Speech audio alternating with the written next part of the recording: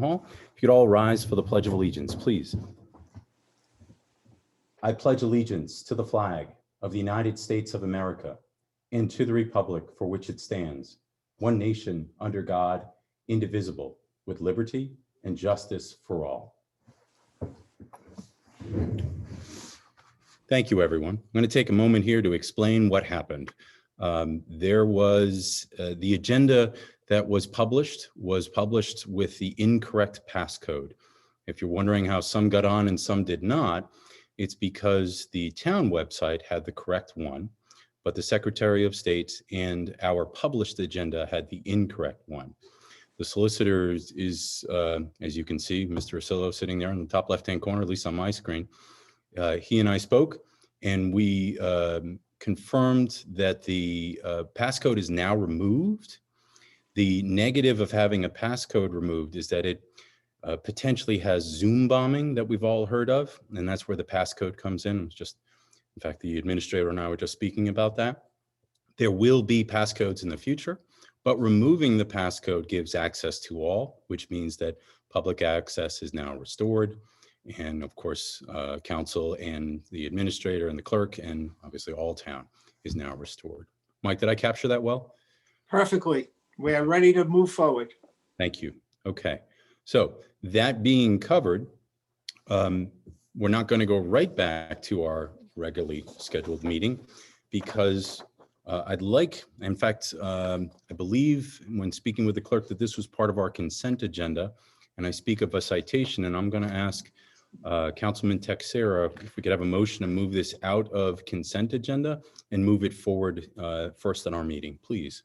And I'm not sure what agenda item that is. I apologize. So move, Mr. Chairman. And I'm looking for that. I see it right here. It is DD4.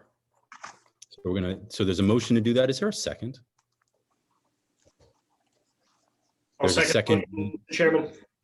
Thank you. A motion made by Tony, seconded by Tim to move this agenda item forward. Any discussion?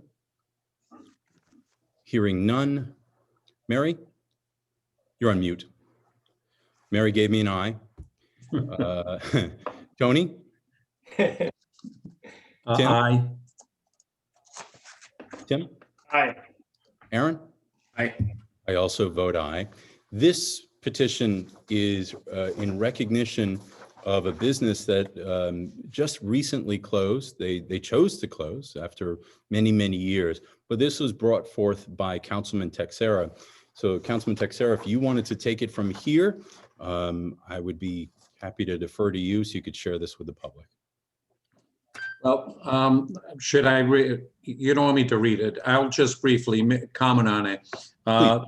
This family who immigrated here to the United States, they took on a great task to purchase the business there right next to what we used to call Old Stone Bank, Citizens Bank now.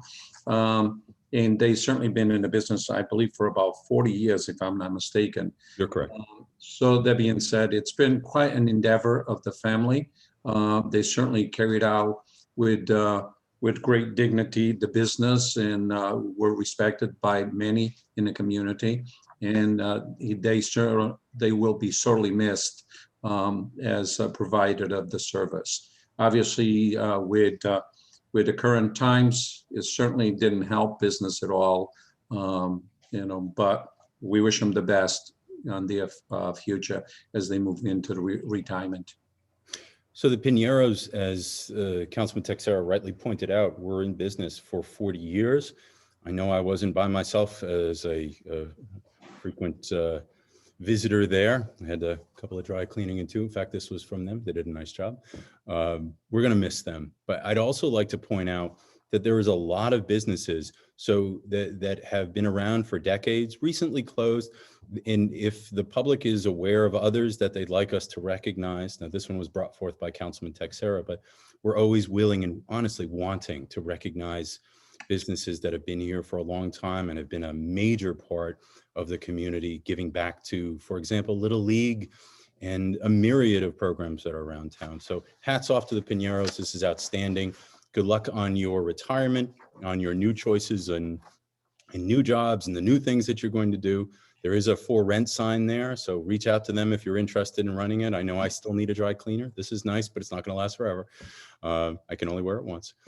So if you're interested, reach out to them, but more importantly, congratulations to them. And thank you, Tony, for bringing this forward. I would Thank say a you. receive and file would be an appropriate motion at this point. Receive and file. Second the motion. Motion made by Tony to receive and file, seconded by Tim. Is there any discussion or add? Hearing none. Mary? Aye. Tony? Aye. Tim? Aye. Aaron? Aye. I also vote aye. Motion carries. Thank you. Congratulations.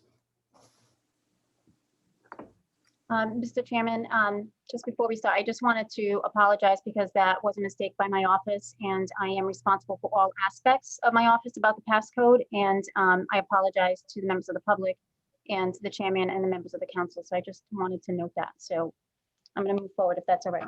Of course it is, and we're here now. So outstanding that we were able to move forward. So So the first item for business is the consent agenda. what's this council's pleasure? Make a motion to approve the consent agenda, please. I'll second the motion. Motion made by Tony to approve consent agenda, seconded by Tim. Any discussion? Hearing none. Mary? Oh, Aye. Oh, wait, I'm sorry. Go ahead, Tim. I just want to thank the administrator and Julie Goucher. I had pulled the revenues and expenditures, and I saw on the consent agenda they were there with good explanations. We can dig into it a little further on the budget time, but thank you very much. I appreciate you guys doing that work for me, for us. Thanks. That's it. Thank you. Mr. Administrator? Yeah, we're be happy to go over those numbers, and I was a little surprised by the request, but I just would like to remind the public that we've had returned money from our operating every year for, I would say, for the last decade. So we're doing well, and there are times when an emergency arises, and you'll see in those specific cases that's what happened. But I think the flexibility of our departments being able to make decisions during the year is really instrumental in maintaining our property, keeping our liabilities down. And I know we're all in agreement with that. So I want to thank you for working with administration and the department heads. And again, I'm very proud to say that while at times there may be a line item in a department that may run over, at the end of the year, we have never overspent our budget overall, and we're tracking well again this year. If you recall, last year, I believe, with our revenues, we had about $500,000 left over at the end of the year. So, and I don't think we're not over budgeting. We have very streamlined departments. And that's reflective in the tax rate, which is, I believe, right now sixth lowest in the state at 1407. So we're a very streamlined town, and we take great pride in that. So thank you, and working with us during the last few years in getting things fixed when they need to be fixed, rather than waiting towards the next fiscal year. And you'll see in those cases that's what happened. So thank you. Thank you. All right, so I had asked for a vote, and I'll go back to Mary. Aye. Tony? Aye. Tim? Aaron? Aye. I also vote aye. Motion carries. Thank you. Mr. Chairman and members of the council, next item on the agenda is item A. This is the submission of minutes from the previous meeting, and we have the town council meeting from December 30th, 2020. Mr. Chairman, this is Tim. Make a motion to approve the previous minutes. Tony, second. Motion made by Tim to approve, seconded by Tony. Any discussion? Hearing none. Mary? Aye. Tony? Aye. Tim? Aye. Aaron? Aye. I also vote aye. Motion carries. Thank you. Mr. Chairman and members of the council, the next item on the agenda is item C1. This is for ordinance 2021-01, and this is to increase the number of BV licenses from 30 to 31, and this is the first reading. Mr. Chairman, I move that we approve this as the first reading. Second the motion. Motion made by Tony, seconded by Tim to approve his first reading. Any discussion? Hearing none. Mary? Aye. Tony? Aye. Tim? Tim? Aye. Aaron. Aye. I also vote aye. Motion carries. Thank you. The next item on the agenda is item D1. This is for Brick LLC. This is Jordan Sawyer, the manager for Brick Pizza Company. This is a request for Class BV liquor license called for public hearing for February 17th. Chairman, make a motion to call for a public hearing on February 17th. Tony, second. Motion made by Tim, seconded by Tony to constitute first reading. I'm sorry, to call for public hearing on February 17th, as you said. Any discussion? Hearing none. Mary? Aye. Tony? Aye. Tim? Aye. Aaron? Aye. I also vote aye. Motion carries. Thank you.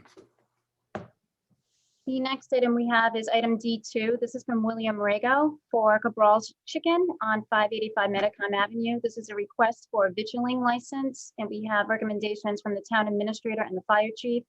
And we also have a recommendation from the town administrator and water pollution control. Is Mr. Rago on the call?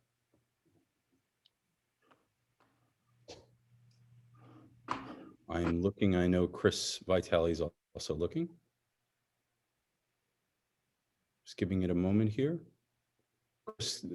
Bring to my attention if I'm missing it. This is, I ask, he is not. Okay. I ask because we love to do a 30-second commercial for businesses. I don't know if Cabral's Chicken actually needs an advertisement because they're so well known. But what's this council's pleasure? Make a motion to. Go ahead, Tim. Oh, no, I was good. Go ahead, Tony. It's yours. Make a motion that we approve the license, considering that this is another business that's been around for many moons, and it's nice to see that it will continue to exist. But I'll make a motion with the understanding that I'll get the recipe, though. I'm not sure if that's possible. So if you want to amend that, Not. I'll take that as a motion to approve. How's that? Yeah, Excellent. Is there a second? I'll second the motion. Excellent. Definitely want that recipe. There's a motion to approve with a second and a suggestion that the recipe be shared. Just a suggestion. Is there any other discussion? Hearing none. Mary? Aye. Tony? Aye. Aaron? Aye. Did that backwards. Tim? I didn't hear you, Tim. I'm sorry. Thank you. And I also vote aye. Motion carries. And good luck to, not at all. We got that one. So Mr. Rago, good luck to you and your new business. Mr. Chairman and members of the council, the next item on the agenda is F1, and this is a petition from Edward Carrera from the Carnival. He's the Carnival chairman for the 4th of July committee. And this is a request to use the town common for the carnival for the dates of January 25th to July 5th. And we have recommendations. Can I freeze?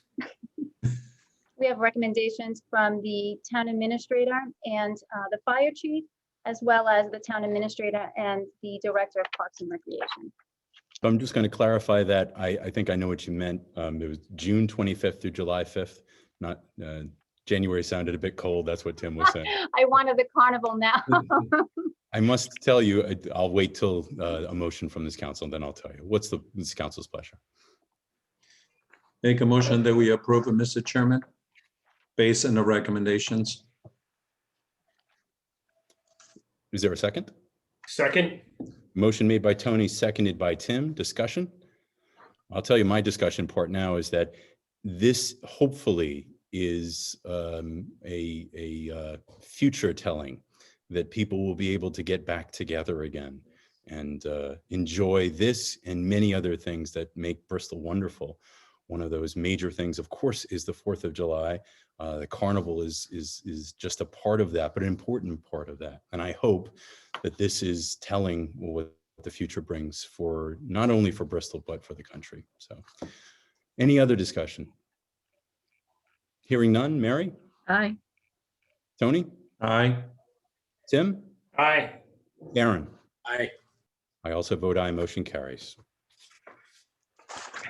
The next item on the agenda, we have item F2. This is Eleanor C. and James B. Lawton of 70 King Philip Avenue. Request for a no parking on the west side of King Philip Avenue from Dyer North to pole 10. We have a recommendation from the town administrator and the police department. So the applicant had called me today with a couple of questions, and I believe that I gave him incorrect information, and I think we may just need to continue this to our next meeting. And when we spoke earlier today, he had asked some questions for clarity, and I said it was a first reading. That is absolutely not correct. I had said that we would not be discussing it this evening, which of course, this is listed correctly. It has nothing to do with the agenda. It was my bad information to this applicant. So I'm going to ask if we may, if we could just continue this item to the next meeting, which I told him that's when it would be discussed. And this is the first time he's hearing that because I just caught this now, and I want him to have the opportunity to speak on the behalf of his application, of course.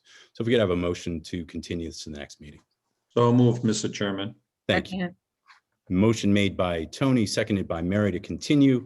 Again, I say thank you to my colleagues, and I apologize to the applicant for incorrect information there. Hearing no other discussion? Okay. Mary? Aye. Tony? Aye. Tim? Aye. Aaron? Aye. I also vote aye. Motion carries. Thank you.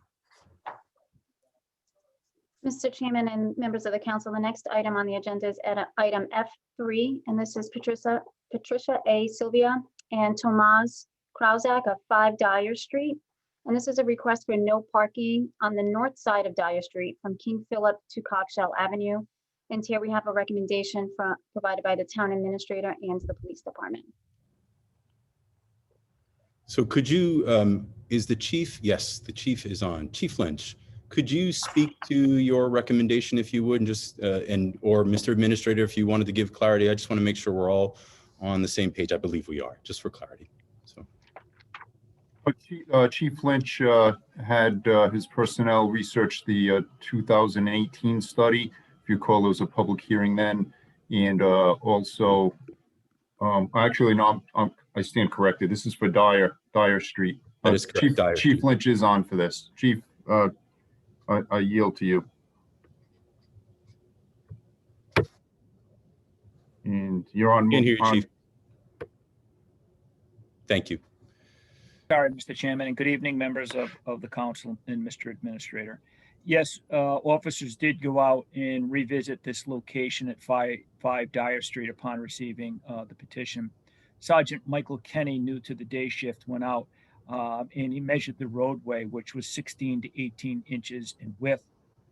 He noticed permanent concrete pillars are present at the north and south corners of that intersection, and it's currently restricting larger vehicles from entering and exiting Dyer Street and Coggeshall Avenue.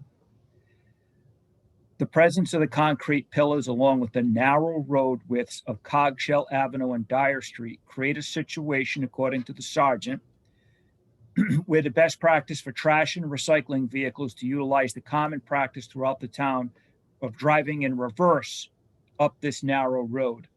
After reviewing the petitioner's request, the sergeant recommends that we put restrict parking along the north side of Dyer Street and post no parking signs along the north side of the roadway from King Philip Avenue to Coggeshall Avenue. This will allow residents and guests of residents to park along the south side of Dyer Street, but still maintain an open lane for vehicles to safely travel. Thank you, Chief. That was clear. And I did not start with the applicant because I was aware of the recommendation, as all you were, from the police department suggesting that we approve this request. I thought it'd be a quicker and a nicer way of sharing the information. So is the applicant on? I do not see the applicant. Okay, all right. Not seeing the applicant. What's this council's pleasure? Make a motion to approve the request based on the police report. So Tony, can I interrupt? Could you make that motion to refer to the solicitor's office to draft an ordinance? So move on that one. that's what I heard too. So is there a Yes. second? Second. There's a motion and a second to refer to create an ordinance for no parking, as already stated, on Dyer Street. Is there any other discussion? Hearing none. Mary? Aye. Tony? Aye. Tim?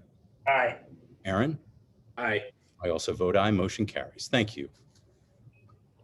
Mr. Chairman and members of the council, the next item on the agenda is for appointments. We have item G1, and this is a public service appointment for the tree warden with a term to expire January 2022. And we have Steve Saracino requesting interest in reappointment. And we also have a recommendation made by the town administrator. Based on the recommendation of the town administrator and the good service that Steve has provided to the town, I move that we approve his appointment. Second. Motion made by Tony to reappoint, seconded by Mary. Discussion? 2 cents is my experience with Steve is exactly what was shared by the administrator and also from the public. He's been a wonderful. Sometimes trees are very difficult, right? We all know that, and he has got a wonderful way about him. He is knowledgeable and he's also understanding. He is the opposite of condescending. He's a great guy. So I think he's been a great fit, and I look forward to him continuing there. Is there any other discussion? Mr. Chairman, I'd just like to say that I've also echo your sentiment. I've also heard from residents around town. He's doing a great job. Thank you. Tim, Go ahead. I'd just like to, just for the knowledge of the council relating to Mr. Saracino, he did take that initiative to oversee the planting with DPW. So we were able to buy a larger lot of trees this year with his expertise as an arborist and the DPW's backhoe. We were able to plant them ourselves. So we're getting more bang for the buck now. So he asked if we could do it. I said, go for it. So it's working out well. So not only does he take them Thank you. down, but he puts them back up again. That's outstanding. Any other discussion? Hearing none. Mary? Aye. Tony? Aye. Tim? Aye. Aaron? Aye. I also vote aye. Motion carries. Thank you. Mr. Chairman and members of the council, the next item on the agenda is G1B, and this is for the Assistant Harbor Masters with terms to expire January 2022. And we have recommendations by the Harbor Master. Based on the recommendations of the harbor master, I vote that we approve the reappointments. Second. Motion made by Tony to approve or reappoint and approve, and seconded by Mary. Any discussion? Hearing none. Mary? Aye. Tony? Aye. Tim? Aye. Aaron? Aye. I also vote aye. Motion carries. Thank you. Next item on the agenda, we have G1C. This is the Auxiliary Harbor Masters with terms to expire January 2022. And we also have recommendations by the Harbor Master here. Again, based on the recommendations of the harbor master, I move that we appoint the auxiliary harbor masters. Is there a second? Second. Motion made by Tony to appoint and reappoint, seconded by Mary. Any discussion? Hearing none. Mary? Aye. Tony? Aye. Tim? Aye. Aaron? Aye. I also vote aye. Motion carries. Thank you. The next item on the agenda is G1D. This is for Special Constable Fire Police with terms to expire January 2022. And we have the recommendations provided by the Fire Chief. Motion approved as stated. Second. Motion made by Tim to approve, seconded by Tony, I believe. Any discussion? Hearing none. Mary? Aye. Tony? Aye. Tim? Aye. Aaron? Aye. I also vote aye. Motion carries. Thank you. Mr. Chairman and members of the council, the next item on the agenda is G1E. This is for the Bristol Housing Authority with terms to expire January 2026. We have Edward J. Carrera of 46 Varnum Avenue seeking interest in reappointment. And we have recommendations from Candace Panza, the Executive Director of the Bristol Housing Authority. And we also have recommendations by Diane Just, the President of the Benjamin Church Tenants Association. Mr. Chairman, based on the recommendations, I move that we approve his appointment, or reappointment, I should say. Second. Motion made by Tony to reappoint, seconded by Tim. Any discussion? Hearing none. Mary? Aye. Just want to thank Ed for his years of service. Go ahead, Tim. There's a little delay with you, so if it seems like I'm talking over you, it's about 3 seconds that nothing happened. Sorry. So go ahead, please. Tim? Go ahead, Yeah, Tim. I'm feeling that on that as well. So I apologize. I'm not sure what's going on. Just wanted to say thank you, Ed, for your years of service, and we saw a glowing report, glowing recommendations. So keep up the good work. That's it. 3 recommendations, all positive. You gotta love it. So, okay. So I got Mary and Tony. So Tim, I'm going to ask for your vote. Aye. Aaron? Aye. I also vote aye. Motion carries. Thank you. Next item on the agenda is G1F. This is for the Board of Tenants Affairs, and there's 2 vacancies here, 2 terms to come to expire. One term is from a Donald Luminello. I just wanted to bring up to the council that we did speak to him today, and he did send his reappointment. We just haven't received it yet. But here we also have Carol Polowet of 1014 Hope Street, interest in reappointment. So, Madam Clerk, could you, I'm sorry, I just want to make sure I heard you correctly. You said that Carol is interested in getting reappointed, but the other gentleman, I'm sorry, I missed. Yep, no, that's fine. Donald Luminello, his term is to expire January 2021 as well. I did speak to him today, or the deputy spoke to him today. He stated that he did send in his interest for reappointment. We just haven't received it yet, but he said he put it in the mail yesterday. So that's So, separate and just- apart from Carol's current seat, Correct. correct? Wonderful. Okay, so we'll make sure that he's on the next agenda. Then. Excellent. Okay, what's this council's pleasure? Move that we approve Carol's reappointment. Second.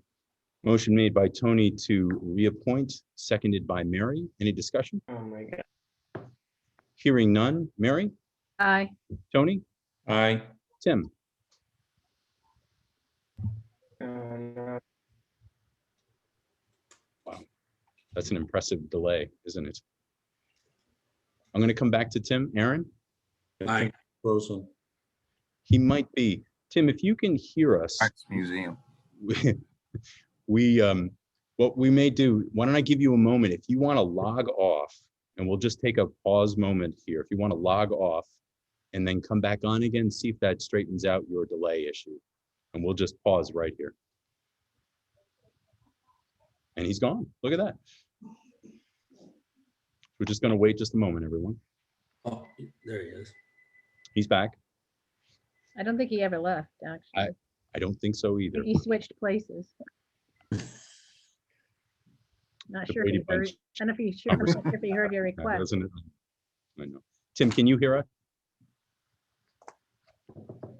Again, it's worth an extra moment because the delay is so significant.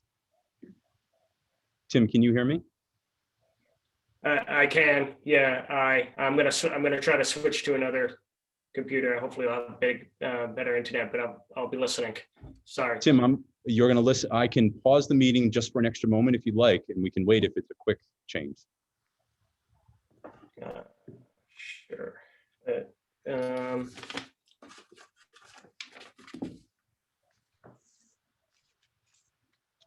Bear with us, everyone. Yeah, Mr. Chairman, I was just telling Councilwoman Perella that there's just been internet issues all over town. Over here in Mason Farm, it's just been intermittent since Friday. You'll be happy to know that it's everywhere because it was on my side and my parents' side, and so it's all over the place. It just seems to be, I think everybody's using it at home, and that's taxing more than it normally does. So if we could all just take a break from Netflix for about 5 minutes, maybe we could have a meeting.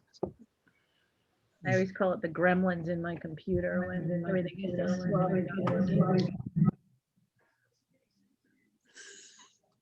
We're just going to give Tim an extra second here because he was logging into his other computer.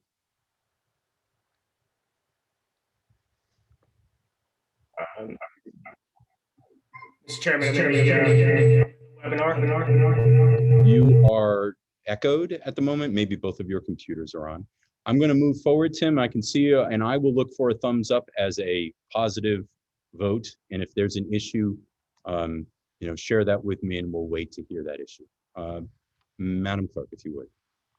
And so the next item on the agenda is G1G. This is for the North and East Burial Grounds Commission.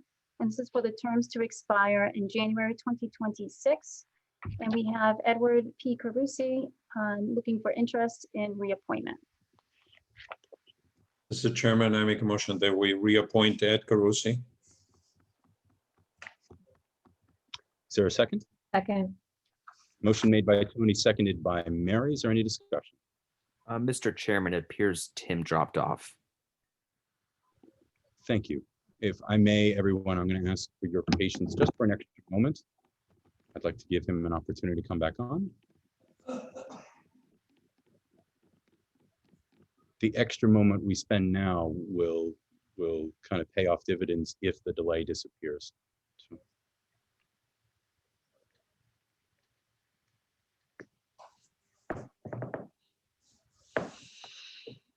Too bad we can't do a town commercial now. Huh?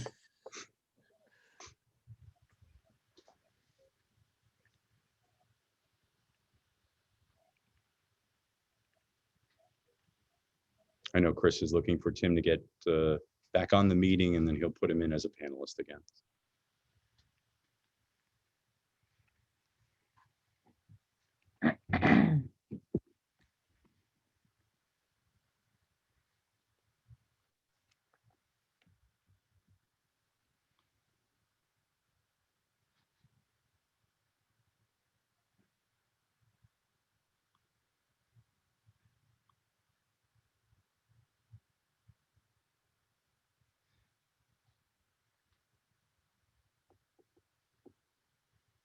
Tim's look has changed a bit.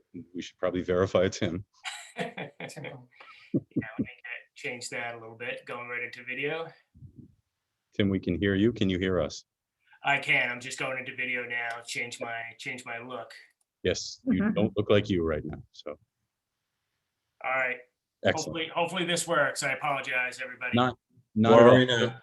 So Tim, we were at the reappointment of Edward Carusi to the North and East Burial Ground, and there was a motion made by Tony, seconded by Mary, to reappoint. Great. And I was just calling for the vote. Aye. Excellent. So there's Tim's. Mary? Aye. I'm now messed up. Tony? Aye. Aaron? Aye. And I also vote aye. Motion carries. Thank you. The next item on the agenda is G1H, and this is for the Capital Projects Commission. And this is to fill an unexpired term to expire May 2025. And we have Charles Kellner of 10 Hope Street with interest in appointment.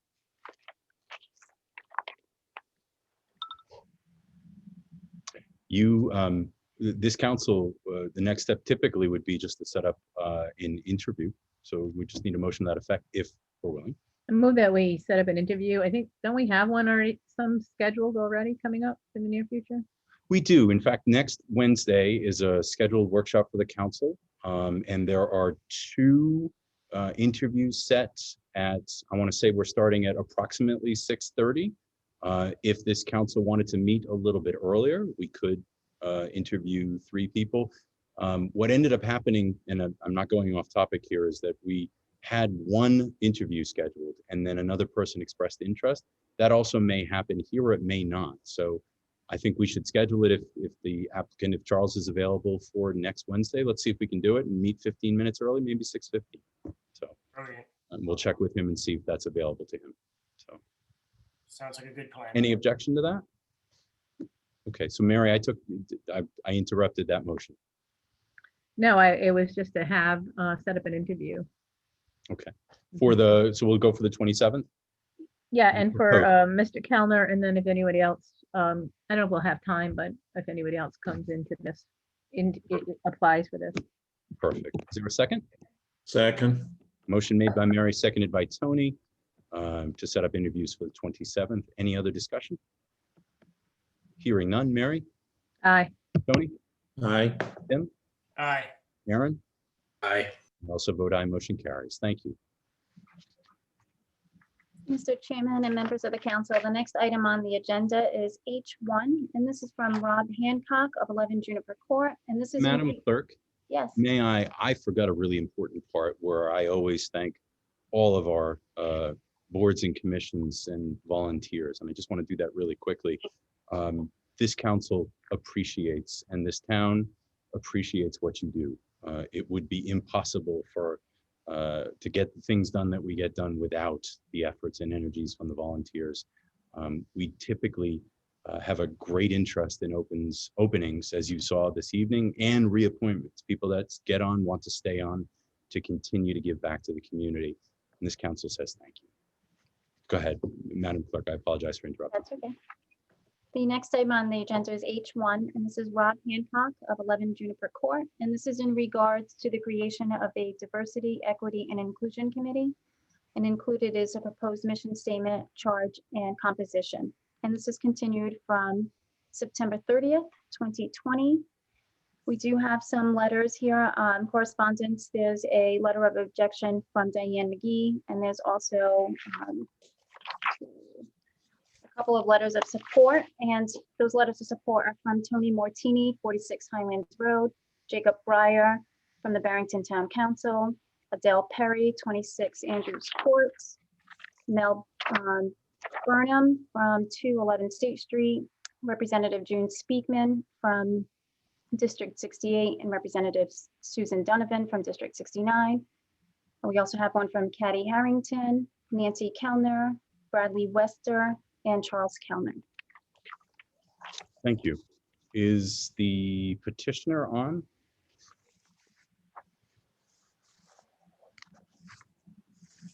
Is Mr. Hancock on? There he is. Excellent. So, Rob, if you could state your name and address for the record, I'd like to give you an opportunity to kind of restate. It's been a while since we've had this discussion, and just wanted to have you remind everyone what's being proposed and also the adjustments that were made. Thank you, Mr. Chairman, and thank you to the council for the opportunity to address you again this evening. My name is Rob Hancock of 11 Juniper Court, and I'm speaking on behalf of a working group of about 17 residents who helped to create the proposed mission statement, charge, and composition for a potential committee on diversity, equity, and inclusion. And I thank you for your comments about all the great work that boards and commissions do in this town. And I think it is really important about how we work together as volunteers and in partnership with the council and the opportunities that presents. I last spoke with all of you last fall when this petition first came before the council. And at that meeting, this council voted unanimously to support the spirit of the proposal and directed us to work with the solicitor on developing the details of what such a committee would look like as you make the final determination on whether to create it. I myself very much appreciated that vote because I believe it affirmed that our town values diversity, equity, and inclusion. And that we believe as a community and as a town, we should work to ensure that everyone feels welcome and included here.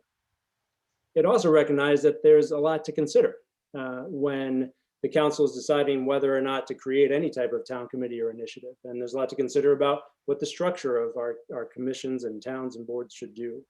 And I'll say for myself, and I would say for the other folks that worked as part of this working group, we're humbled by the opportunity to work with the solicitor on this important responsibility. And I hope that the recommendation that we have provided demonstrates the seriousness and thoughtfulness with which we approach this work, even as you consider your vote on whether we should move forward with creating this committee. Just for a little bit of the background, following the council meeting last fall, we met with Mr. Ursillo, the town solicitor, who was very generous with his time and knowledge. He helped in that conversation, helped us identify the specific deliverables that the council would need in order to create such a committee. That included a targeted mission statement, a detailed charge, and also outline a process for the council to determine the composition of the committee. Following the meeting, our working group got to work. We researched how other towns in New England and beyond have created similar committees. I think we looked at least 10 different mission statements and documents. We looked at the initiatives they created and how their councils or select boards determined their composition. We held Zoom meetings with several of those communities, and I want to thank council members who took the time to attend those meetings so they can hear directly from those communities as they consider the right step forward here. In addition, we met several times as a working group, as well as in subgroups to draft the proposal that you have before you. Right before the holidays, I sent this to the solicitor who reviewed it. He had no edits or recommendations and directed me to reach out to the clerk to have it placed back on the agenda. So that brings us to tonight. What I'd like to do is just take a few minutes to briefly walk through the recommendation and share some of the considerations we made while creating it. And I do that in part because this is a recommendation. It's written on paper. It's not chiseled in stone. I fully expect that the council might have some questions or edits or changes. And that sharing the intent and the goal is part of the work. The other thing I want to note is that as I go through, I'll try to provide some examples of things this committee could do or things that it might take on. With those words, could or might, I'm not trying to be coy or circumspect about what the committee would do, nor is there some hidden agenda that the committee seeks to carry out. To put it simply, this is not my committee, nor does it belong to the working group that helped put together this proposal. If created, this is a town committee, is our committee, as in the people of Bristol, and it will be created by and serve at the pleasure of the elected representatives in town. The committee's membership, like all the boards and commissions, are ultimately determined by the council. And so therefore it's those folks that would ultimately determine the work of this committee in collaboration with our town officials. The document begins with a mission statement, and in particular, it focuses on promoting, fostering, and celebrating diversity, equity, and inclusion. Those three elements I think are really important because they emphasize and clarify the committee's work should be forward-facing, forward-looking. In particular, this committee is in no way intended, nor was it ever intended, to be a place to attempt to address or remedy any individual instances of discrimination, bias, or hate in town. And that's because avenues already exist for those who may be seeking redress, including through public safety, the courts, or the Rhode Island Commission of Prejudice or Bias. Rather, this committee is about fostering the type of environment through learning, understanding, celebrating, where those incidences are less likely to happen in the future. I think about the idea of creating a more perfect union, the same idea here with our work in Bristol. In addition, the committee provides an opportunity for us to stand apart as a town that promotes diversity, equity, and inclusion, which sends a powerful message to those who may have faced discrimination or marginalization anywhere, that this is a place for them. And so it's with that in mind that we've outlined some of the details in the charge, which has two main approaches: promoting and celebrating a diverse and welcoming and inclusive community, and when requested by elected official, providing advice on inclusive and equitable policies and initiatives. Some ways in which the committee could promote and support and nurture and celebrate a diverse and welcoming and inclusive community could be collaborating and expanding opportunities for events, for festivals, opportunities. So for example, other committees similar to this in areas have organized expansive, say, Black History Month events, which are Black History Month obviously coming up next month. And as other committees do in our town, doing that in coordination with our various institutions here in town as well. It would also support and promote existing new opportunities to address and understand our role in the fate of Indigenous people and the trade in enslaved people in America. History is important, it's critical, and no places really understand that quite like our town. And part of that is also understanding how we can learn from our history and the successes and the challenges that we have faced to be able to create a better future. The committee can help create opportunities for difficult conversations. One's focused on impact, not focused on intent, not trying to be judgmental, but to be supportive and learning and growing together. And then finally, opportunities to foster a welcoming and aware community by creating networks, conducting outreach, and establishing platforms. This can include, some towns have worked on efforts to try to get underrepresented individuals on, help them have opportunities to be able to find boards and commissions that could work. Other places might look to create sort of welcome packets, opportunities, options with a clear statement of equity as well. So again, these are just some of the examples of what this committee could do based on what things have been sort of established and taken on in other places. The second main element of the charge is that upon the request of an elected official, a town elected official, the committee could provide advice or conduct research on inclusive or equitable policies or initiatives. And one of the things that's really important to recognize there is, you know, any committee is going to want to work in collaboration and in partnership with elected officials or with the council or town departments. You know, it's not to anyone's benefit to create or establish policies or training opportunities that no one's looking for. But at the same time, these are tough choices, these are tough decisions. And having residents who are willing to support and volunteer and do some of the deep research and understanding that might be helpful in identifying some of these opportunities and to build the consensus for them will really be able to help support and serve the town. But again, that work is done as requested by an elected official, not independently and not on its own path forward. That could include creating needs assessments to understand what the town could do to support diversity and inclusion. It could include identifying education and training opportunities. And it could include reviewing existing policies or new procedures. So again, working collaboratively with the town.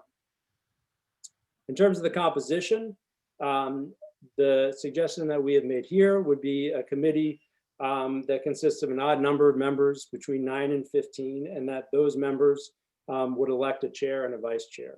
That the committee members would possess some relevant knowledge, training, or life experience, just as with any commission in town, obviously.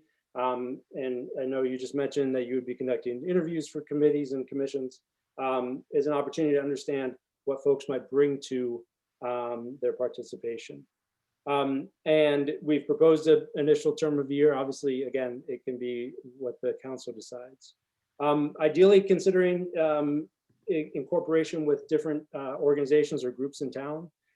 Some towns have actually identified specific spots for either whether it's town staff or elected officials or other organizations in town.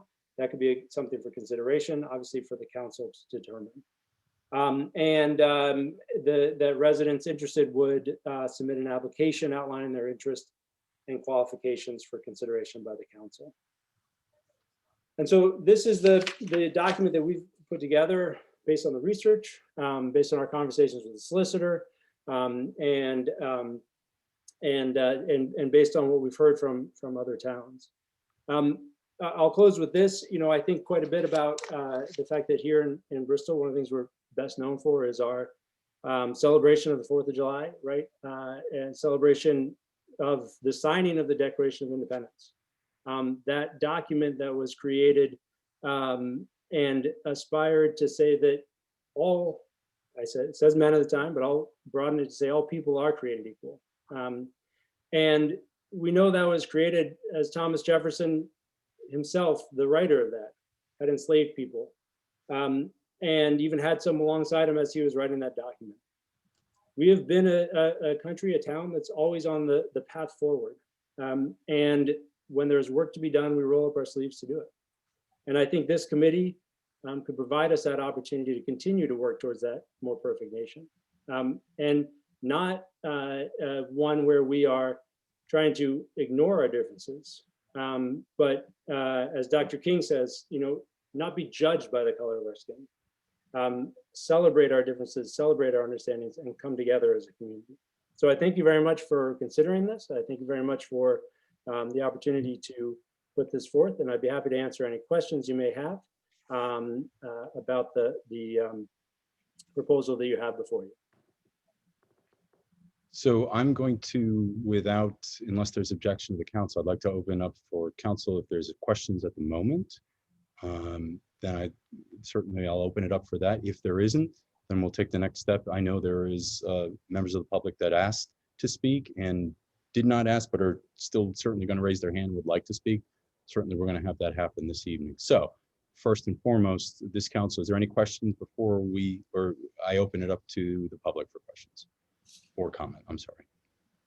Mr. Chairman, can I ask a quick question about process? Of course. Before we ask him questions, do you think we'll be putting a motion on the table, or is that going to be, are we planning on doing that later after the public comment? I am open to either way. I was not going to call for a motion at this point. If there is one, certainly we'll entertain it.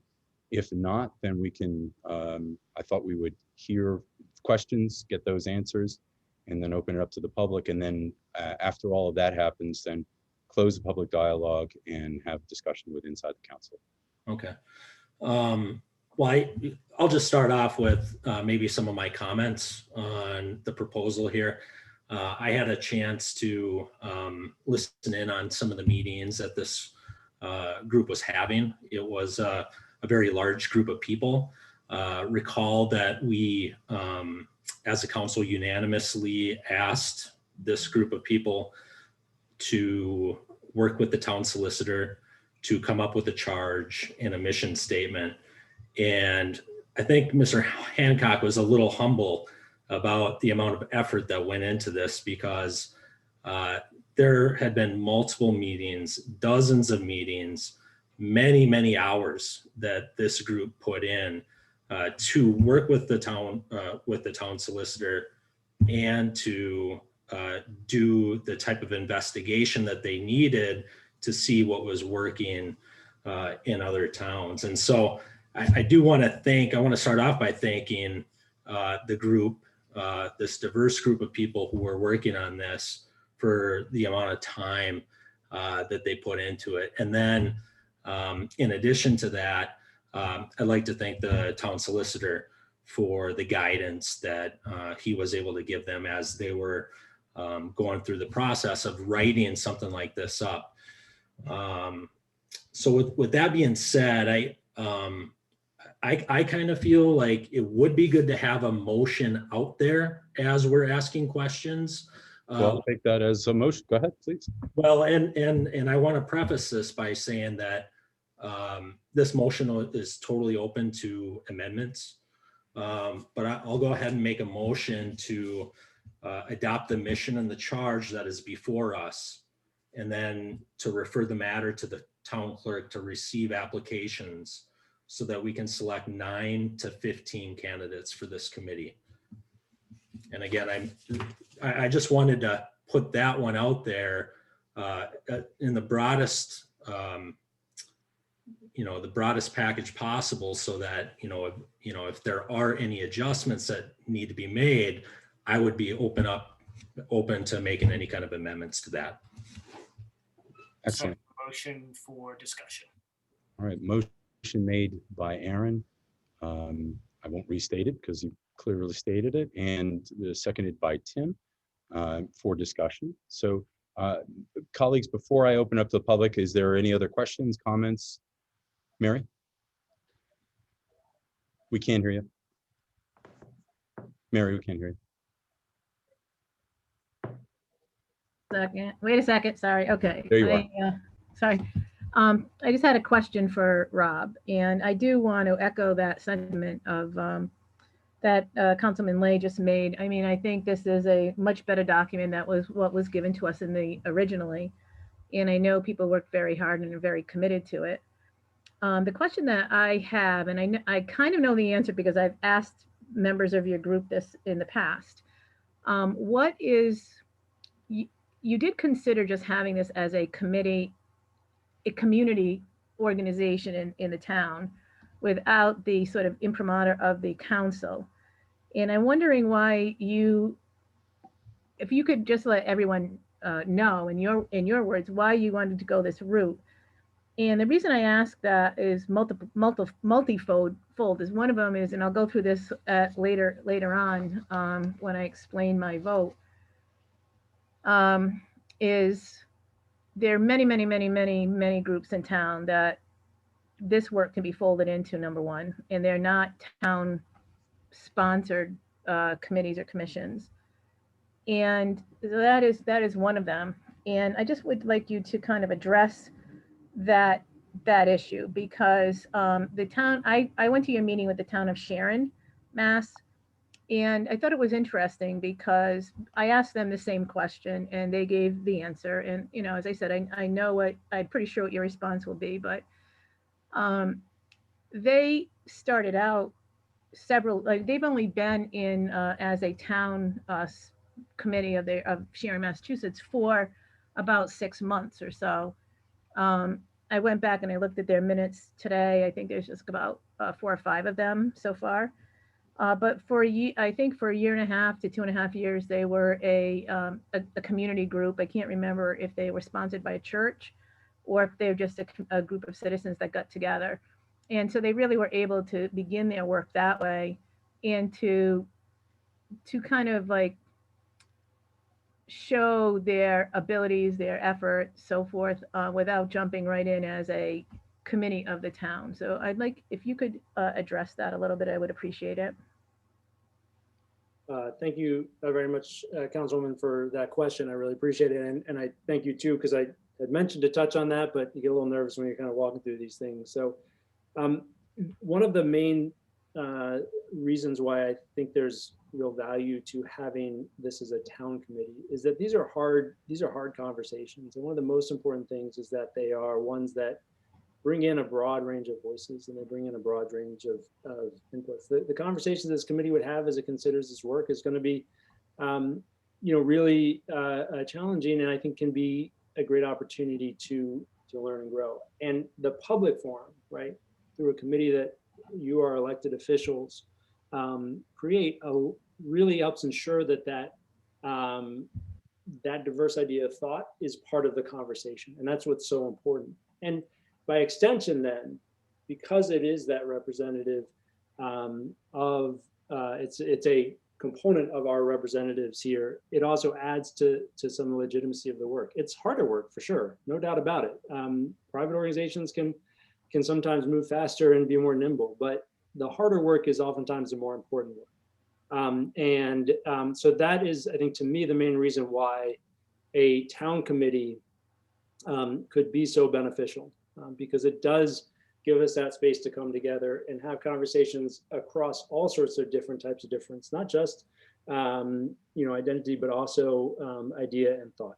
So that's the main reason. But also too, I think it's important that Bristol could be a leader. As we looked at towns, there are towns in Massachusetts that have done this. I believe we would be the first town in the state of Rhode Island. There's a few cities that have similar groups like this, but that's an opportunity for us to be a leader and taking on that hard work. So those are the two reasons that I think having it as a town committee could be beneficial. But I thank you for your engagement and your thought on the issue as well. I think, could I just say one quick thing further? Go ahead. I think a lot of this issue comes down to that very point, Rob and everyone. I mean, I think everyone wants to celebrate diversity. Everybody wants to have a welcoming community. I think that really comes down to begin this process, what is the best approach to take for it, to make a difference, to not create further divide. And I think that is really the heart of the issue. The issue is not about whether or not we value diversity and equity and inclusion. It's whether or not it needs to be a town sponsored committee or whether it can go along as a community group and link to much of the other work that goes on in the community already. So that's the struggle that I have had in thinking about this in great detail for a while. So that's it for me. Thank you, Mr. Chairman. Thank you. Chairman, Tim. just had a question. Hi, Rob and Thank you, DEI Group, for all your hard work on this. When you think of trust and you think of an environment, you want to make sure it's safe for everybody to come out, because I think remarkable things happen when you create a safe environment. People want to work together, and it's all inclusive, and it's going to help us as a town get stronger.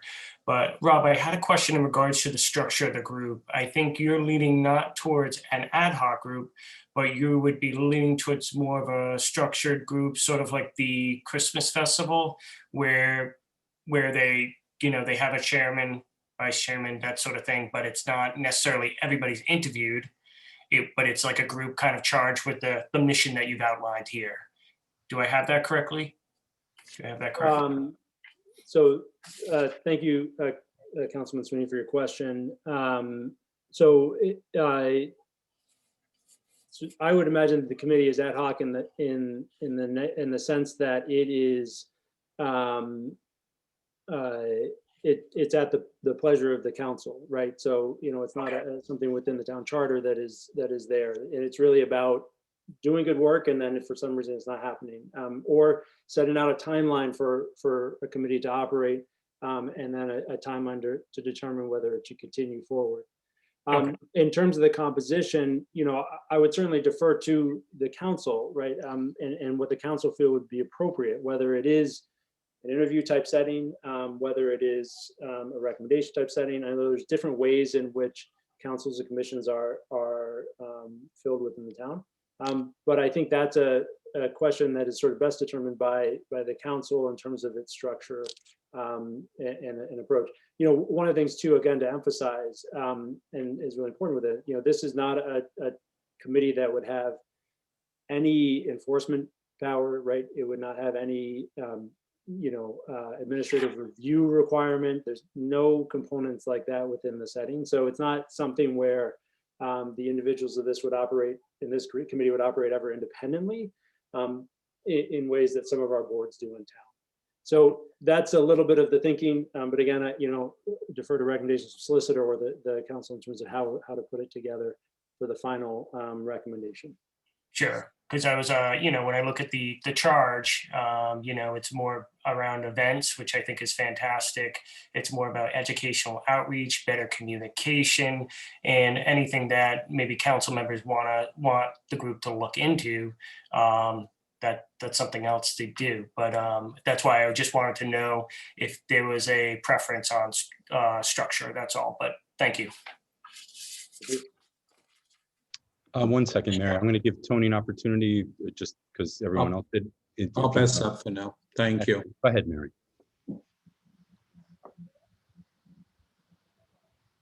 It's all the time, sorry. I just wanted to clarify that because I have never viewed this in anything that I've, in my reading of the document or any of the conversations that we've had. I've never taken this as similar to the 4th of July or the Christmas Festival Committee, which are very specific. They have a very specific charge, and that is to make an event happen. And they consequently do other events as part of it and as fundraising. I kind of view those as sort of, this is my term and Mike can weigh in on this, but quasi-publics in a way. They could function just as well as being a nonprofit.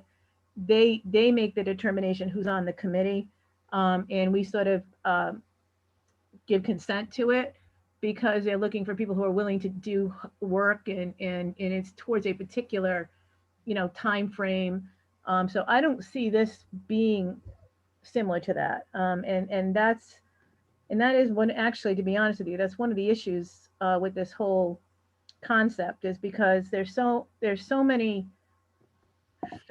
facets to this that everybody has a different perspective on what it is and could be and should be.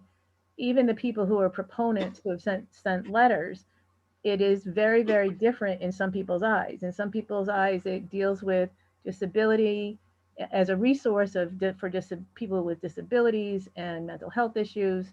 And other people see it as something that deals strictly with race and ethnicity.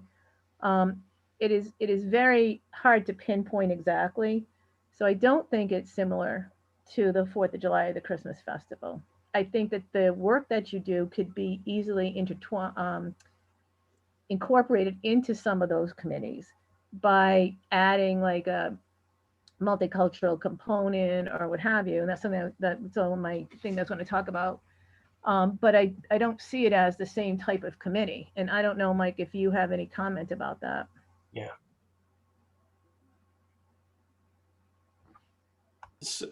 So Mary, I think that gets to the issue of what the council as a policy decision would want to see happen. There are a lot of ways to go at this. It could be if you go forward with it, it could be an ad hoc committee. There'd be time parameters. You could start that way and then decide later whether or not it should be a more full-time type committee. You're dealing with a plain sheet of paper right now. So I would say anything's possible. Well, are we dealing with a plain piece of paper if we have a very specific and we're going to accept a particular mission and outline for a committee and to not know what that exactly is? No, I was thinking in terms of whether it's how long it would be in place, et cetera. Now, you certainly have a very specific proposal in front of you. I was really responding to your question about should it be, quasi this or should it be long-term? That's really up to all of you. Thank you. Any other comments or questions from the council? Okay, so I'm going to open it up for public comment. As we have done in the past, is how we're going to do in the future with a couple of changes. First is that it will be a 2-minute maximum comment period. Side note, the goal is not to get to 2 minutes. The goal is to be brief, make your point clear. And my suggestion to all is to state you are in favor or you support it, or you're not in favor and don't support it. Just say it up front. All need to start with your name and address for the record. And on that note, I did reach out to the solicitor from questions from residents in town, and I am going to limit it to comments from Bristol residents only. And I did check with the solicitor, and that is absolutely acceptable. If this were a public hearing, so for example, second reading for an ordinance change, that limitation would not be possible. But because it is not a required public comment here, and I'm going to ask the solicitor just to agree with me, just to make sure I'm on the same page and I understood correctly. You absolutely understood correctly. You put it exactly the way it is. It's not a public hearing, and you do have the authority to limit comments to Bristol residents. Thank you. So it will be 2 minutes, and which is pretty significant time. And the change here is that in the past, I've kind of been a little bit flexible with the time. And unfortunately, we had a few that went way over. So in the effort of keeping it fair and equal, I will keep a 2-minute timer here. You will probably hear it go off because I think I set it to do that. And I will remind, if you are still speaking at 1 minute and 45 seconds, I will remind you have 15 seconds. And at 2 minutes, we will mute you. So there will be no exceptions to that, even if you're in mid-statement. So I ask that you keep your comments concise so you can share your comments and you can make your points and people can hear them. If you're thinking to yourself, oh boy, I thought I had 3 minutes to do this, you may want to move yourself down a little bit on the list. Give yourself a moment to take a few things out so you can make your points and make them clearly. So one more time, limited to Bristol residents only. 2 minutes, I will keep the timer. At 1:45, I will remind you that you have 15 seconds left. And at the 2-minute mark, you'll hear this probably go off and you will be muted and we will move to the next person. I will start the timer after I've confirmed that the caller can actually hear me and we can hear them, to be fair. And I ask all, and I will remind you all to state your name and address for the record. I think I covered everything. So with all of that being said, how you speak is you need to raise your hand digitally. And Chris Vitale, if you could take a moment, unmute yourself and remind all that are on this how to digitally raise your hand. Certainly, Mr. Chairman. So if you are using the Zoom app, you can find the raise hand feature at the bottom of your video screen. It'll show it as a little emoji icon with a hand raised. if you are calling in by phone, because I do see we have a few call-in listeners, you can use the raise hand feature by doing the *9 on your dial pad. So if you called in *9, if you're using the Zoom app, Chris, excellent job expressing all of that. Was perfect. So I'm going to go down the list, and I'm going to start with the first person on the list, and it's Nick Pinello, and he's going to get a kick because I actually got his name right. I never do, so I've been practicing that. So he's called in a few times. I've gotten it so wrong, and I'm sorry, Nick. So you are now unmuted. Can you unmute yourself, Nick? I am. Excellent. Okay. So if you could state your name and address for the record, and then I will start the timer. Go ahead. Thank you. Nick Pinello, 76 Kingswood Road in Bristol. I'm opposed to the establishment of a DEI committee as a formal town sanctioned committee. I feel it will be opening the door to other groups who would request a similar committee to address their perceived grievances. This committee would be decisive rather than inclusive. I know a number of Bristol residents and business owners who would not participate in tonight's meeting and make their positions public because they're afraid of the repercussions from those with opposing views. Thank you, Nathan. Thank you. Thank you for being brief, too. Okay, next on the list, and let me just restart that, is Rayona Clemens. And before you start, Rayona, Chris is going to be in control of muting and unmuting. So again, I will ask you to state your name and address for the record, and I'll start the timer. Go ahead. Hi, my name is Rayona Clemens, 33 Elmwood Drive, right here in Bristol. Welcome. Welcome. Thank you. Thank you, Nathan. Diversity, equity, and inclusion is a powerful statement with the ideology of a just community. Although we strive to build an equal community platform where everyone thrives, often there are objectives that fall through the cracks where the sum of the equation is skewed. I have read the petition before the town council today. I've also read the comments on social media, and I'm quite concerned. The rhetoric alone is astounding. With my finger on the pulse of this community, I assure you that there are organizations in the community whose mission statement is to improve the lives of those who struggle regardless of ethnicity, race, or creed. For example, the vision that two of us had some 7 years ago, Courageous Kids, a program that encourages children to stand up and stand out. We have learned through formal development of this project that our success is measurable, especially with community needs, as both parents and children continue to thrive. The community families have truly become our families. Along with members of our police department, Tim and Mary can attest to the program's success as both onlookers and participants. Tim alone is consistently in contact with me as well, verifying the needs of our community and that they're met, including the realm of education, where ironically, my conversation with Dr. Bryce was paralleled by a Warren School Committee member just last week. Chosen words were mine and mine alone. However, that's a story for another day. Children and families of socioeconomic circumstance struggle with schooling as well. Creating this awareness allowed parents to return to work instead of sitting at the library, hopping on a Wi-Fi that holds a signal so their children can learn. All of that said, we're about all children and their families. In our world, exploitation of color of skin to fit a narrative does not exist. We help an extremely diverse population and access all their needs across the board. There's not a week that goes by where someone.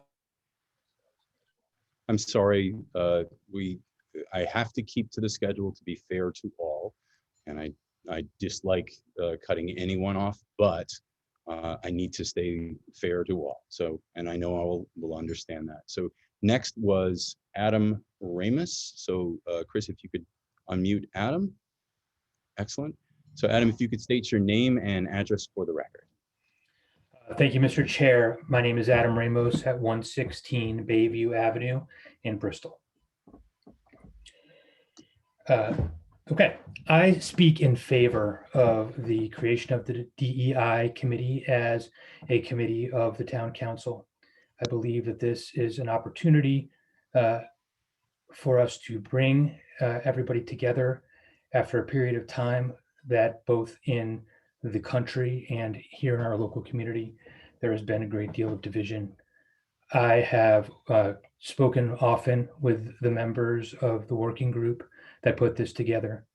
I know that the intentions are fair and just, that that nothing about the creation of this committee is intended to be a criticism of anything or anyone that has been done in the past, but rather it is an offering and a belief that having a committee like this as a committee of the town government will provide a resource that will allow us to continue to improve in the way in which we relate to one another and ensure that there are no inadvertent negative consequences of any of our actions, as well as taking an opportunity to draw on the talents of and energy of so many who want and need to help everyone understand the great impacts and contributions that have been made by so many and all of the different facets of all elements of our history, and to celebrate the successes of members of so many different communities. I cannot think of a reason why 15 seconds. this would be a bad idea. It is a tool that we can use, and if we use it well, it will only serve to improve our town government and our community at large. Thank you. Thank you. Next is Bethany Souza Foster.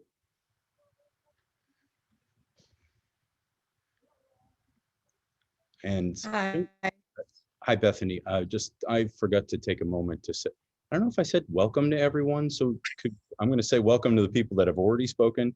And then of course, moving forward that welcome to all. So I don't want to say that too many times, but of course, thank you for taking the moment, all that haven't spoken yet and all that have already, to share your thoughts. Bethany, if you could state your name and address for the record. Yes, my name is Bethany Souza Foster, and my address is 33 Roma Street. I'm calling in tonight in favor of the committee. I want to thank the committee, the people who have worked on this committee, for all the hard work they did. I really think that they took the council's concerns from the last meeting and they went off and they created a really strong document, and one that we could use in this town as to show our commitment to diversity and inclusion, to all the members of our community. And I think there's been a lot of talk here about different organizations. This organization serves this community, and this organization serves that community, and those are all great. And I don't see this committee as something that would replace any of these other organizations. All it does is kind of show the town's commitment to making sure that we are inclusive, whether it's on race or socioeconomic class or ability, or any of the issues that may arise. The town has a way of addressing those issues. That is one of the purposes of the committee. The other is to actually celebrate those differences, which I think would be great for the town. And one of the reasons I think that it's important that it is included under the council is that the council can have some say possibly in who is on the committee, which means they can make sure that there are voices being heard that maybe wouldn't, otherwise be heard. They can make sure that there is people from across the spectrum included in the committee, which would only make it all stronger. So that's my opinion. Thank you. Next on our public speaking list is Georgina McDonald. Hi, thanks. I'm Gina McDonald and I live at 180 Ferry Road, and I'm speaking tonight against this being a formal town council approved committee. I think the ambitions of this group are terrific, but I look at Bristol as being one of the most welcoming, inclusive communities I've ever been in. And I think that the implication by setting this committee up with an approval by the town council is that we have issues, that we're not inclusive. It presumes guilt until we're proven innocent. So I suggest that the council wish this group well, encourage them to meet, to sponsor activities, to do whatever they wish. But I don't think that it should be a town council approved committee. And doing so, I think, would conflict with the town charter, which sets the council up to be in charge of policy matters. So I actually think that this is a negative as opposed to a positive. I know the group seems to think it's positive, but many people in town, and I was shocked with how many people I spoke to who were opposed to this, but afraid to speak up against it. Thank you. Thank you. Next is Bill Bullard. Bill, if you could state your name and address for the record, please. Hi, okay, can you hear me? I Yes. just got that on mute. Okay, great. Hey, my name is Bill Bullard. I live at 1292 Hope Street. I'm hoping it shouldn't be a surprise. I strongly support the proposed committee, as stated. I volunteered to help put the proposal together. Rob asked me to coordinate the mission statement and the charge, and I was happy to use my experience doing similar things for leadership when I was in the Navy and working with other services. And to reinforce what others have said, when you do something like this, you absolutely can't make the people with authority do what you want them to do.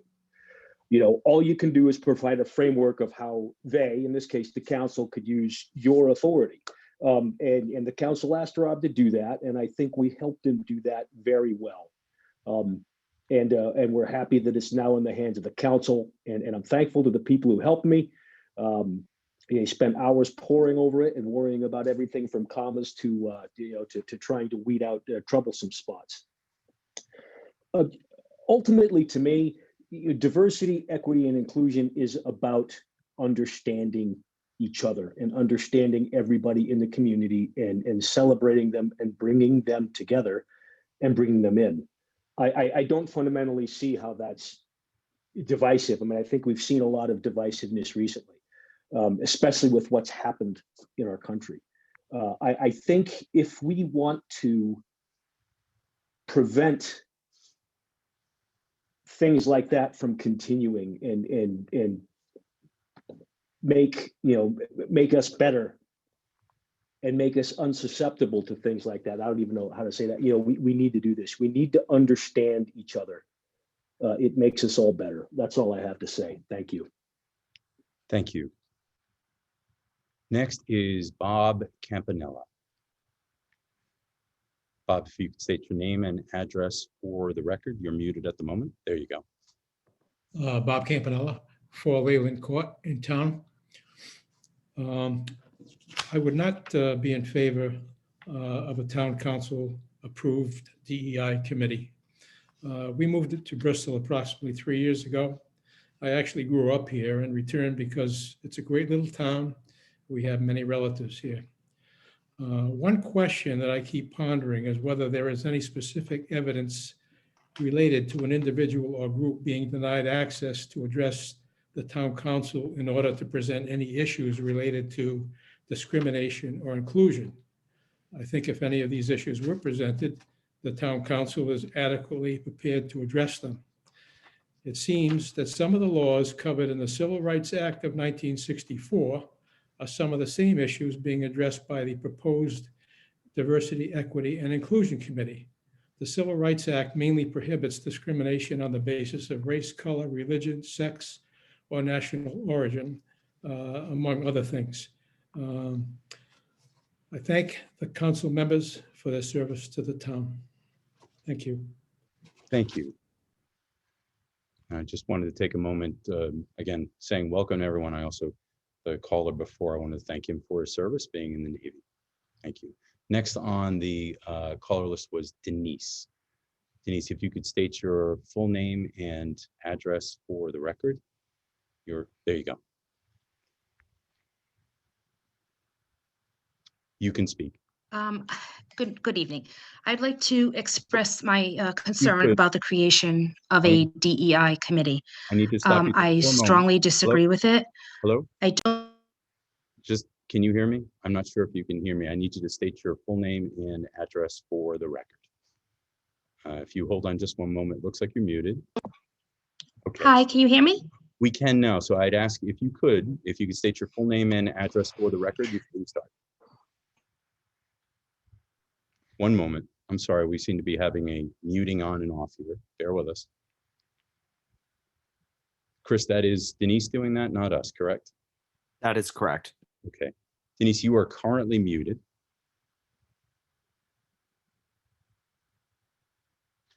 Denise, I'm going to come back to you. Next on the public call list was Joseph Lira. Joseph Lira, if you could state your full name and address for the record. Okay, thank you, Nathan. Hello, everyone. Hello. My name is Joseph Liro. I live at 6 Forest Road. I'm here to ask town council members to please consider and weigh the bigger ramifications of endorsing and approving the DEI committee. I do believe that the DEI committee has a place, but it should not be intertwined with Bristol politics. Diversity, equity, inclusion are three powerful words that have very subjective meanings depending on who you ask. This committee should be established as a private, concerned citizens committee, and I strongly believe that it does not have any place within the political or official structure of the town of Bristol. If approved, more and more committees will come before this council for approval with their own objectives.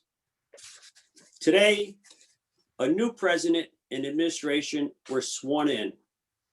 It's been a very challenging and difficult election season and continues to be so. Unfortunately, we are a country divided where censorship is gaining momentum, and many Americans believe in the cancel culture. If your beliefs don't sync and you don't go along, you will get deleted, get canceled, and you may even lose your job. This is not the America I love. Certainly not the America I want my children and grandchildren to live in. We can better achieve diversity, equity, inclusion, not by the town of Bristol sanctioning such a committee, but by actively working to stop this cancel culture, promoting kindness and civil discourse, and making this the legacy to pass on to our children. Thank you, Nathan. Thank you, town council members. Thank you.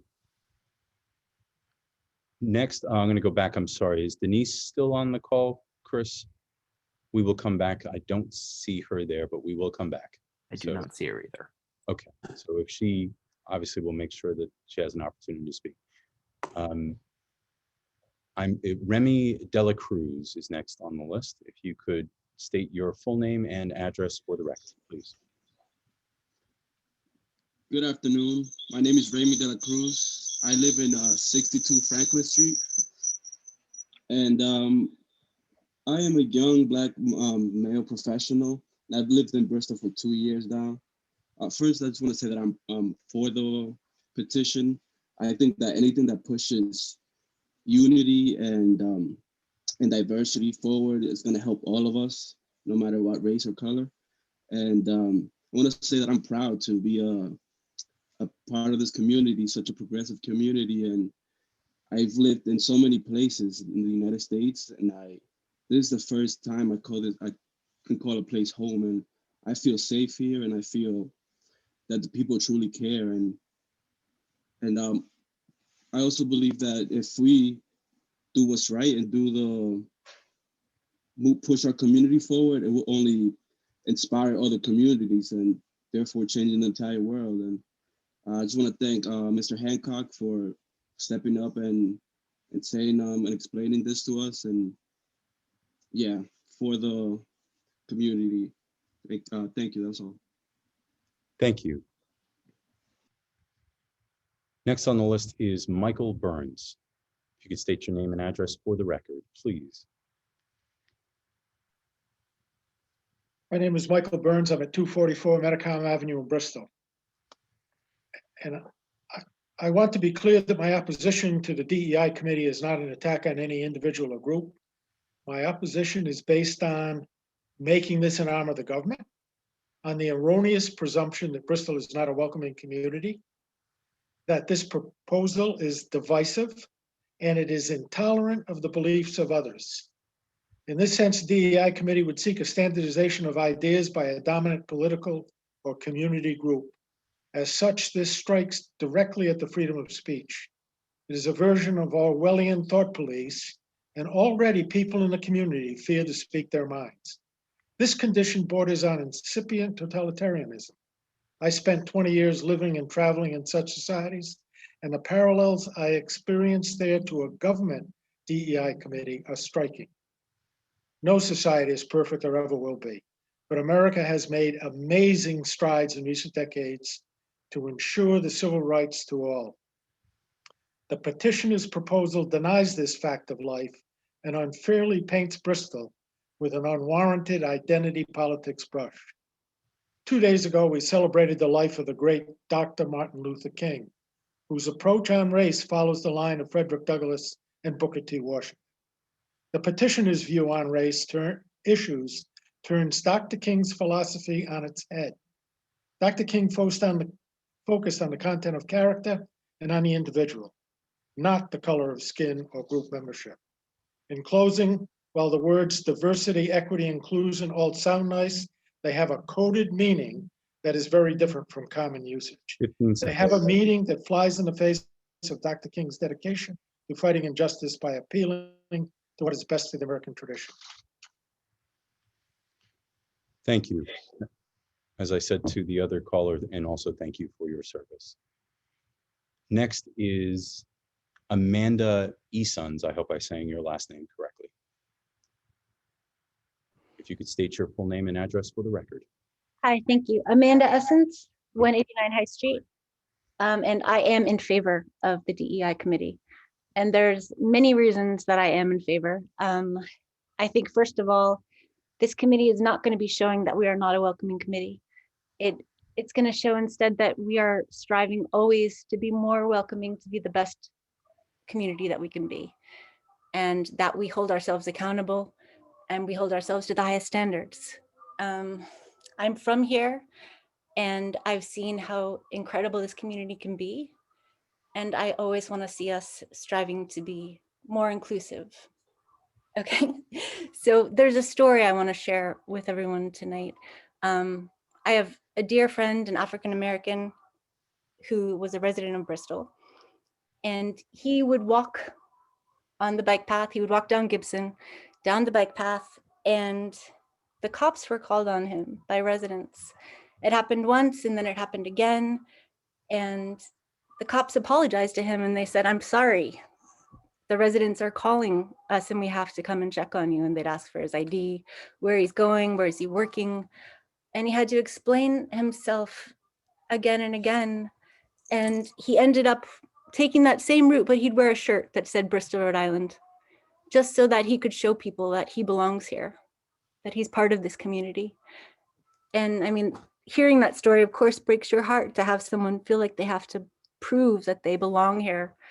But just knowing if this committee had been here, if this had been in place, instead of feeling helpless, like what can we do to create change, and how can we help people understand and face this kind of fear at the table? Sorry, can I continue? Yes, yeah. I think that we could open discussions to this kind of fear and bring it to the table, include everyone, and let's start talking about why things like this happen. And Again, I don't enjoy cutting anyone off, and I'm going to stay fair. Next, I am not going to say your name correctly. I'm so sorry. I can say your last name, Sep. If you could say your full name and address for the record, I don't want to do it a disservice. Yeah, my name is Selahattin, and my voice is echoing. Okay. I'm from Turkey, and I'm living in 189 High Street, and I have 2 kids. 3 years ago, I came in this town, and I love Bristol. Bristol has lots of great people. And after Turkey, like, we have a really connection in my hometown, and I feel same in this place. But stuff happening. Like, we don't know everybody's story. Like, this group, I think, so important for our town, and so important for everybody. I have 2 kids, and they're going to be Kurdish American, my wife from here. And I want to know, because this town, this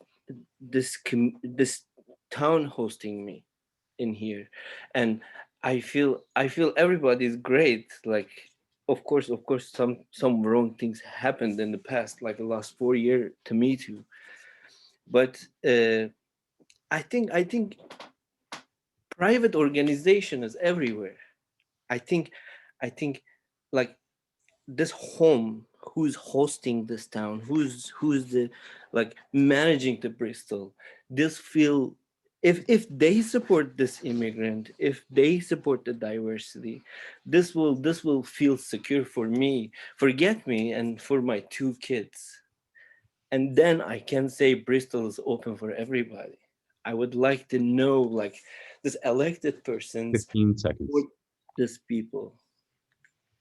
And yeah, I think Bristol is great. Bristol is a beautiful place. And I would like to see this from elected people and support this committee. And this committee doesn't making anything wrong. I think. Thank you.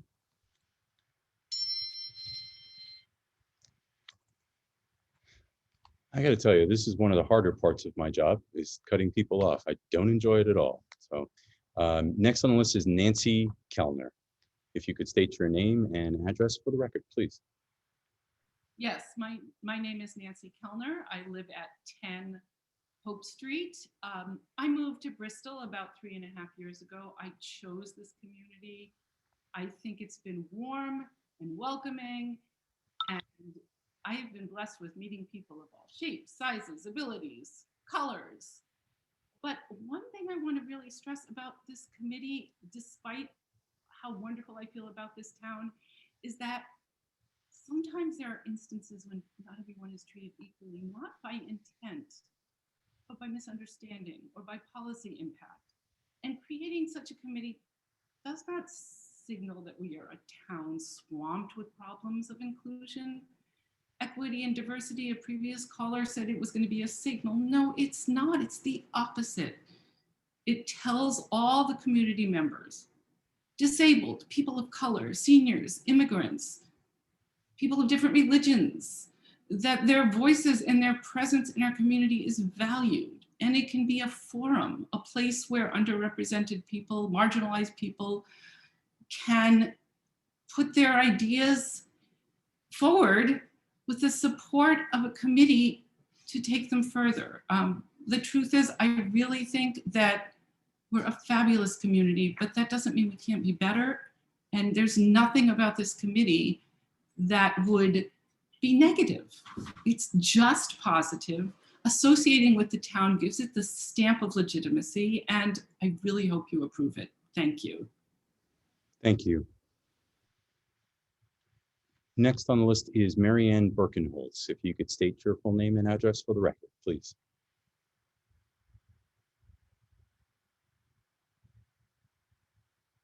You're currently muted.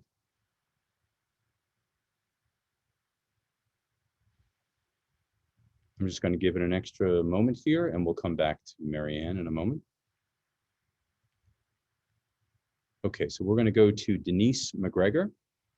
Denise, if you could state your full name and address for the record when it's available. There you go. There you go.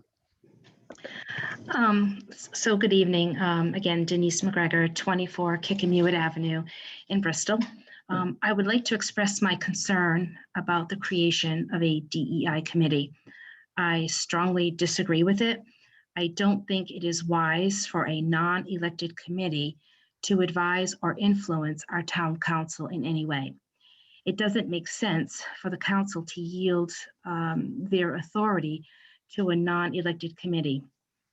Bristol's a beautiful town, but it does not need more bureaucracy. Thank you for your time. Thank you. I'm going to go back, I think. No? All right. Next is Joel Hovell. If you could state your full name and address for the record. Yeah, hi, can you hear me? Yes. Great. Yeah, it's Joel Huval. I live at 4 Ursula Drive. Sorry about that. Go ahead. Yeah, so I just want to make a quick note of the irony in this conversation tonight. As several times it's been stated that people are afraid to speak about this committee due to the fear of repercussions or that negative things will happen to them. That goes against the very nature of the spirit of this committee, to be able to dispel those kinds of fears and to talk about the things that are at the root of those ideas, so that we can come to a common understanding. And going back to what Nancy Keller had just talked about, I think that was a fantastic summary of what this is really all about. It's an opportunity to learn more about each other, and not in a way that we focus on the here and now, but how we can look ahead. And I think that's vital for where we are right now in history. To be able to look ahead at where we're going is incredibly important. And that's where this committee is needed. And that's why I fully support it. And I ask that this gets voted in, please. Thank you. Thank you. Next is Will Grappentine. If you could state your full name and address for the record, please. You are muted.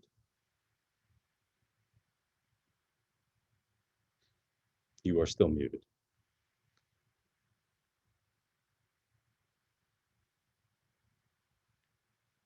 Can you hear me now? Yes, we can. Go ahead. Okay, thank you very much. My name is Will Grappentine, 112 Mulberry Road. I am speaking in opposition of a DEI committee for several reasons. First off, according to the petition, it is to promote, support, nurture diverse, welcoming community. But down in the proposition, it says it will remind people of enslaved people in America, indigenous people, and I feel that this committee will basically do the opposite. You do not welcome people to a community by reminding it of history's faults. You don't encourage criticism. Second, I'd like to say that diversity is a positive thing, but who is judging diversity? Is it based on objective numbers, metrics for the state, for the nation, or is it a subjective definition of what diversity holds? Last, I think equity, also a very positive thing. The definition is being fair and impartial, except this will do the opposite, because equity by opportunity is different than equity from outcome.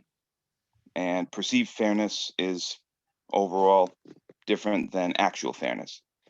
So if this is going to affect the town and town policies, I think that it's best left as a private organization and unofficial to the town. Thank you. Thank you.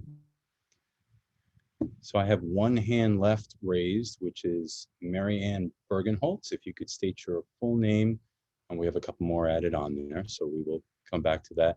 I am going to shortly, Mary Ann, just bear with me just a moment. I'm going to shortly finish the public conversation. I know we've had a lot of it. I'm not going to cut it off yet, but we're going to get there shortly.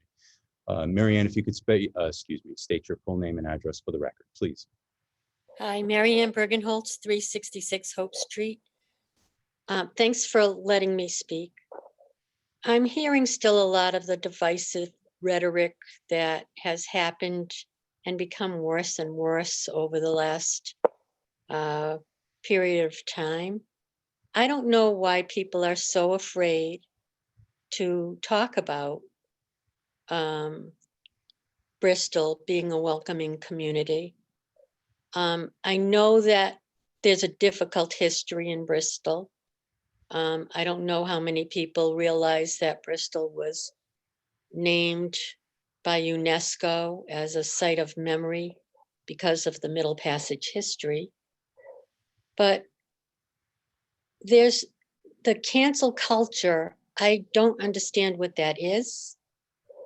And the way that people use it is that it's against the people who are saying what they don't agree with being able to say something. I would like to see this committee be appointed like the parade committee, Christmas committee. I think that there are going to be opportunities where we need a committee like this that is going to listen to everybody, and it will help our community have conversations. That's all that I'm looking for from this, and I support an appointment. And if Mary would like to change the way it goes, then I ask that you define that that's the way this committee should go and embrace the idea of a conversation. Thank you. Impressive timing. Next is Steve Nygas. I hope I'm saying that correctly. If you could state your full name and address for the record, please. Yes, thank you. Steve Niggs, new resident. I can hear that you're there, but you're really tough to hear. Sorry, Steve Niggs, 92 State Street. Thank you. As a new resident, I was very pleased to learn about the proposed committee, especially since it was being discussed by the town council. I'd like to speak in favor of the committee and propose to the council that they consider perhaps making it a 1 or a 2 year committee. And if the committee is needed, it'll prove itself. And if not, it can disband it at the end of a year or two. Thank you. Thank you. Next is, I'm going to attempt, Ardmana. I'm not going to attempt. If Mehta is the last name, and I don't want to do your name disjustice. That's why I'm not trying. If you could state your full name and address for the record, please. Can you hear me? Yes, we can. Yeah, thanks for letting me speak. My name is Aradhana Mehta. I live on 2 Belvedere Drive, Bristol, for You last did almost better than 19 I did years. that. So thank you. Go Okay. ahead. Yeah, I am speaking in favor of this committee. Living in Bristol for last so many years, I know Bristol is a great community, but we want to make it better. I'm not looking for any sympathy and trying to call out on people. I'm talking on my personal experiences, what my family and my kids have gone through in the public school and in the community. We need more awareness. It's not that town is doing something wrong. This is a great community, but we need to make it better. That's what I will request the town council to consider that, because it is something which it is our committee, it is our town's committee. It's not a separate committee. We are part of town. We are Bristol resident. So what we are doing it for the betterment of Bristol and making it a paradise in Rhode Island and in US. And I will just end my thing with Mahatma Gandhi's statement that we can make a better relationship based on 4 principles, which is respect, understanding, acceptance, and appreciation. And we need to teach these 4 qualities to our children so that they become more respectful, understanding, accepting, and appreciative. I'm not saying the town is not doing a great job. It's doing a great job. We need to make it excellent for the people living here. Thank you. Thank you. Next is Dawn. Dawn, if you could state your full name and address for the record, please. Dawn Domingos, 66 Washington Street. Go ahead. So there's not a week that goes by that Rayona and I are not helping a family, even though we are almost a year into a pandemic. Yet they are not a committee, instead a formed group that works in collaboration to reduce identified needs resulting from current or historical actions. My question to you is that far-fetched for this town council to add a responsible idea that leverages the words heard tonight and read through the letters received for both sides of this equation to come together and volunteer to help what we already have in existence for community betterment? Yes, both sides on it and on an equal platform. Not one person in favor of this committee has offered Courageous Kids any help or volunteering. My suggestion to all of you that are for this committee, get yourself involved. Get yourself involved with our Courageous Kids program, because we've done a great job doing that. Thank you. Thank you. Next is Dave Scarpino. If you could state your full name and address for the record, please. My name is Dave Scarpino. I live at 932 Oak Street. Thank you, Nathan. I'd like to draw a strong contrast between the words that the petitioner spoke today and the words that have been being used for the last 3 or 4 months. The petitioner is requesting the formation of a committee on an unsubstantiated foundational premise that Bristol is a flawed town in need of his committee's advice and counsel. He's using a national narrative of systemic racism and bias and applying it to Bristol without adequate local evidence, which is simply wrong. There's been no evidence at all presented tonight. I just want to read you a few of the words that have been used by the petitioner in drafts of this proposal and also in the newspaper and online. That this committee is to bridge divides and bring our community together, that we can make Bristol a place that is welcoming and inclusive for everyone, including those who experience discrimination and marginalization, and finally, provide recommendations for inclusive and equitable policies to the town. And yet tonight, we're really hearing that it's going to be a festivities committee. We want to have festivals, all well and good, but the words matter and the intent matters. The petitioner's message is clear. Maladies that he believes and his committee exist throughout the world also exist in Bristol.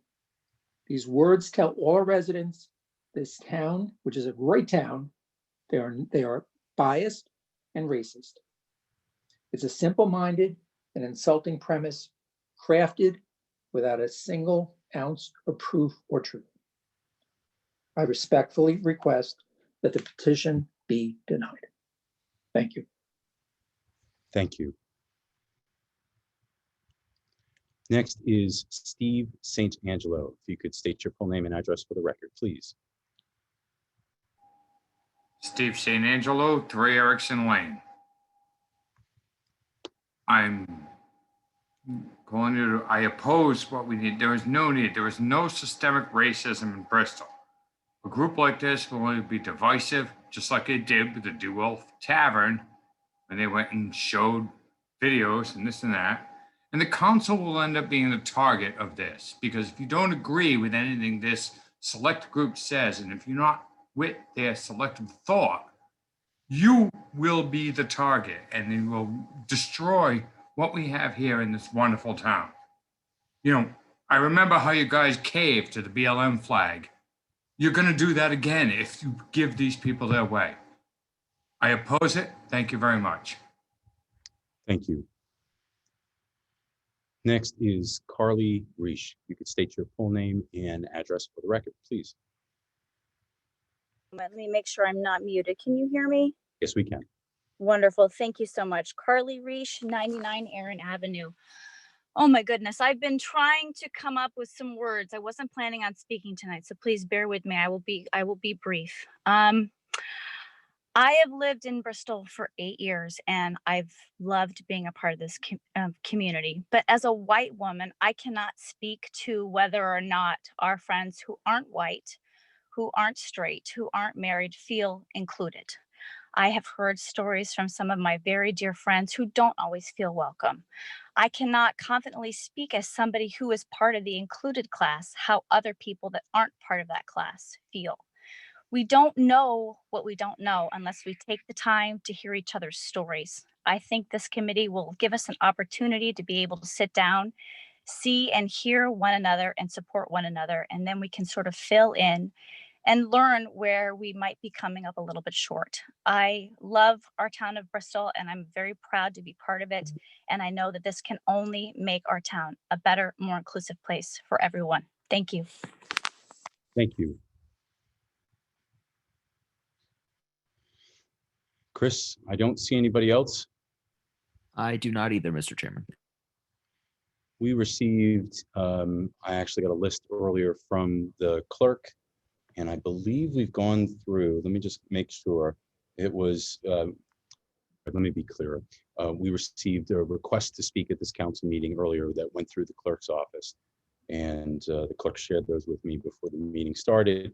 And I believe it was Nick Pinello, Mike Burns, Bob Campanella, Joseph Lero, Richard Falcone. I did see his name earlier, but I don't see his name up. And now I see it up. And there was one more, which was Peter Hewitt. So I'm going to call on Richard Falcone and Peter Hewitt, because I don't see those any other names up. Richard, if you could state your full name and address for the record, please. Hi, Nathan, can you hear me? Yes, we can. Thank you very much. It's great to go through this, all these comments. As far as I can see, I've been here since 1972 in the area, lived in Bristol since 73. Can you hear me? I'm going to ask if you could, I haven't started the time, if you could state your full name and address for the record, please. I apologize, Richard Not at all. Falcone. Richard Falcone, 10 Wendy Drive. Thank you. All right. It's great to hear all these comments. I'm learning things from it. I've been here since 73. I think it's a great town, but as far as I can tell, this DEI petition is a solution in search of a problem. And if there is a problem, the problem can be handled outside of the town council and the town government. There are many committees, as has been mentioned by many other people tonight, that can take up any concerns and be welcoming and to provide assistance and provide direction and to integrate anybody who feels unintegrated into this community. And thank you very much. Thank you. Pete Hewitt, if you could state your full name and address for the record. Chris, if you could help with that.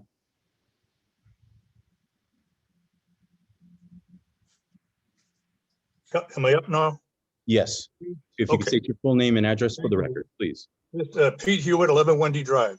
Thank you. I oppose the town council's official approval of the DEI committee that would result in its being added to our town's present group of boards and commissions. I believe it is unnecessary and divisive and will be anything but unifying. I see no reason why Mr. Hancock and his supporters need to have an official imprimatur of the council in order to achieve its mission and goals. Why can't they simply establish themselves as an autonomous citizens organization, much like the Bristol County Concerned Citizens and other charity focus groups, and direct their attention and energies to identifying real versus imagined issues of diversity, equity, and inclusion? And if and when deemed worthy, they could bring such issues to the attention of their fellow Bristol residents, our town administrator, and the town council by writing letters to the editor and or getting on the agenda to speak directly to the council members. I have no objection to DEI advocates starting their own perceived civic-minded organization. It is their right to do so. But if we are really looking for a win-win opportunity to resolve this apparent irreconcilable impasse among those in favor and those opposed to the petition as it is now presented, that solution seems to me to be the most reasonable and doable. Thank you very much. Thank you.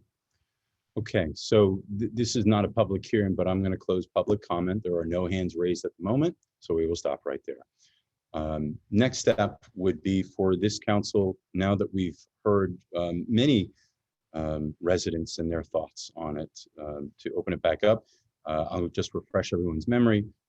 Earlier on this agenda item, Councilman Lay had made a motion to approve. And I won't restate, but I'll just, general gist was the odd number of 9 to 15.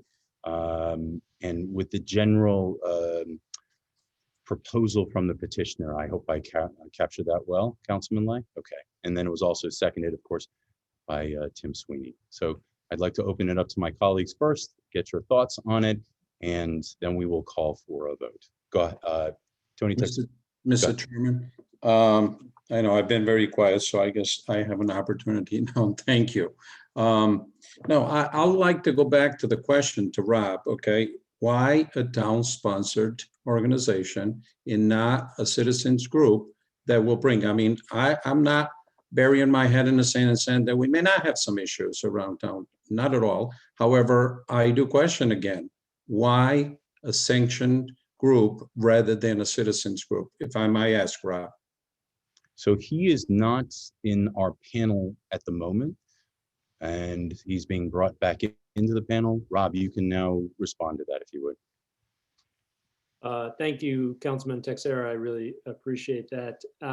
So as I mentioned earlier, I think one of the things that's important about public discourse is the ability to bring together, as we heard today, a range of different voices and a range of different considerations and thoughts that we have in our town. I think that's one of the most important things that being part of the town would do.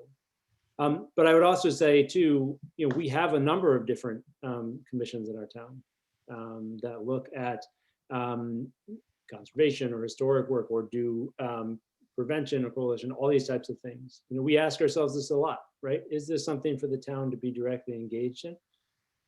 Or is it something to have to be independent? I think of the words of Dr. King, who talked about the fierce urgency of now. And we have an opportunity now to do great work and to do hard work together. And doing that is something that we can do together. And as a town council, it adds, and through the deliberative process, it adds a legitimacy. And to emphasize as well, it is in support of our council. So it works in partnership with our town. There are tough decisions and tough choices to make. And if there are residents that are ready to help and support that work at the service of the council and of the town, I think there's a great opportunity to put them to work. And thank you for your question, Councilman. And thank you very much for your time and thought on this issue. I appreciate it. Thank you.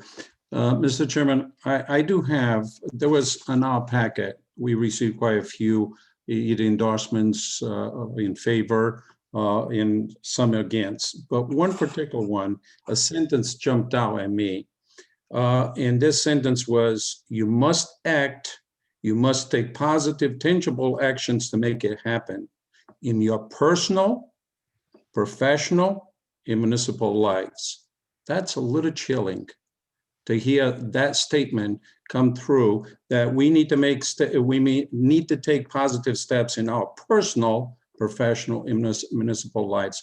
That's a very strong statement coming from someone on that committee, that I would hate to see that be imposed right across our boards and commissions in our departments in the town of Bristol, because I can see this turning into policy making. So I'm not in favor of the committee. Thank you. Colleagues? Other colleagues? All right. Mary? I mean, I have sort of somewhat lengthy, I don't usually write my comments down, but I did this time. And so I don't want you to turn the mic off on me.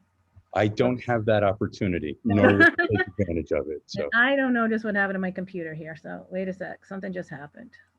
Okay, I'm back. Okay, sorry. It's revved up hot. So just bear with me, because I just want to give a number of examples of things where I think that this work can be done.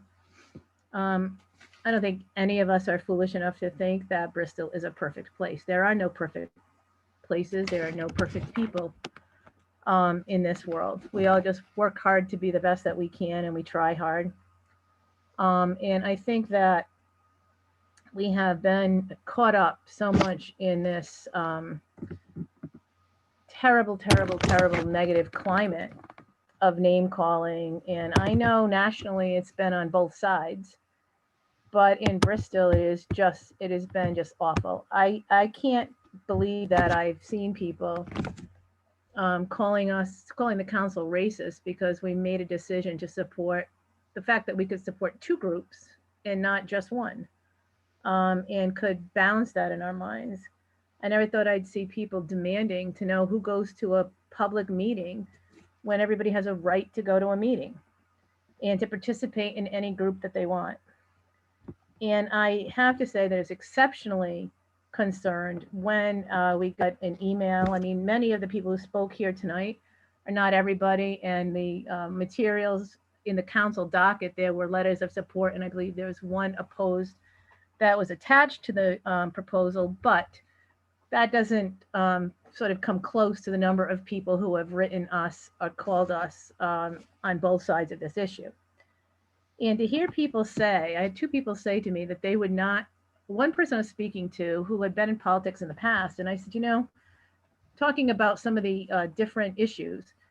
And I said, you should come to this meeting and make a comment, or if it passes, go be, apply to be on the committee. And they're like, oh, no way. I can't get into that. I have business. I can't do it. These people are so divisive. And then I had another person who did speak out at another forum, and has had serious ramifications in his life. And I can just say that myself, that after the last meeting that we had, now it didn't really get to quote cancel culture of canceling me and making me lose my job, but the person basically took a shot at me because she actually misunderstood what I said, and told me and wrote me an email and dragged my work into it. Very inappropriate, very upsetting, and very disheartening, because the person doesn't even know me, doesn't know anything about what I do or what I care about and what I've spent many, many years doing. So I've had my own personal experience with this way of going about things. And it is quite disturbing. And that's why I wonder that how this would work, because I don't see all of us, like all of the, not us, but all of the proponents on the same page as I mentioned earlier. And some of the people that people say, some of the stories that we just heard from some of the immigrant community members, and some of the other people who have friends that have been, the police have come in and asked them for information and so forth. I mean, no, that is not right. But here's the thing. We have in Bristol gotten and been an immigrant community forever, for years and years and years and years. I remember in high school when there was a huge immigration from the Azores, and everything in Bristol was bilingual. I mean, you go to the bank and everything was in Portuguese and in English. Or you go to any store, and any smart business owner learned how to speak Portuguese pretty darn quick. And so we try to be welcoming, and if people have an issue, they should come to the council. And I think everybody who has spoken is certainly articulate enough, or to not necessarily have to come to a public meeting, but to come to a meeting or call one of us or raise their concern. And so, as I said, I'm concerned that, many people don't value other people's opinions. What I was going to say is, when you talk about how we all have to have the conversation and people call people out or they call on their neighbor, there's a person who has some disabilities and mental health issues, who is in downtown Bristol all the time. And I see him, we all know him, he's, can chat with him and so forth, but I have seen people walk away or walk across the street because they're afraid of this person. So, we have to do something to address all that. And I agree that we need to figure out, how do we talk to each other? How do we, learn about each other? I find it fascinating and interesting to learn about other cultures, to learn about other people. But it doesn't mean that the people who most need to hear it are going to come to any of these sessions, in these discussions that we would have. I'm also not, and I don't mean this actually to some of the members of the work group. I only know some of those members. I know how hard some of them work, and I know how well intentioned they are. But I'm not sure that the proponents in general are actually ready for the responsibility of representing the town council on a board or commission, simply because of the rhetoric that has gone on in the last several months. And I think it is very, very, as I said, concerning. And I also want to say that many people that are proponents of this and who want to have inclusion and have a quote unquote seat at the table are people who have never applied that I know of, or to any of our boards and commissions. And we're always looking for members, and we're always open for to new people coming on board. So I spent some time, I didn't mean to mean those few paragraphs that I'd written to be that lengthy, but so I had spent some time, a great deal of time actually, talking to a lot of people on this subject, because this subject is actually, believe it or not, near and dear to my heart. But as I mentioned earlier, the issue of is it best at this point to be a arm of the town council or official committee? Or is it better to just start off as a citizens group?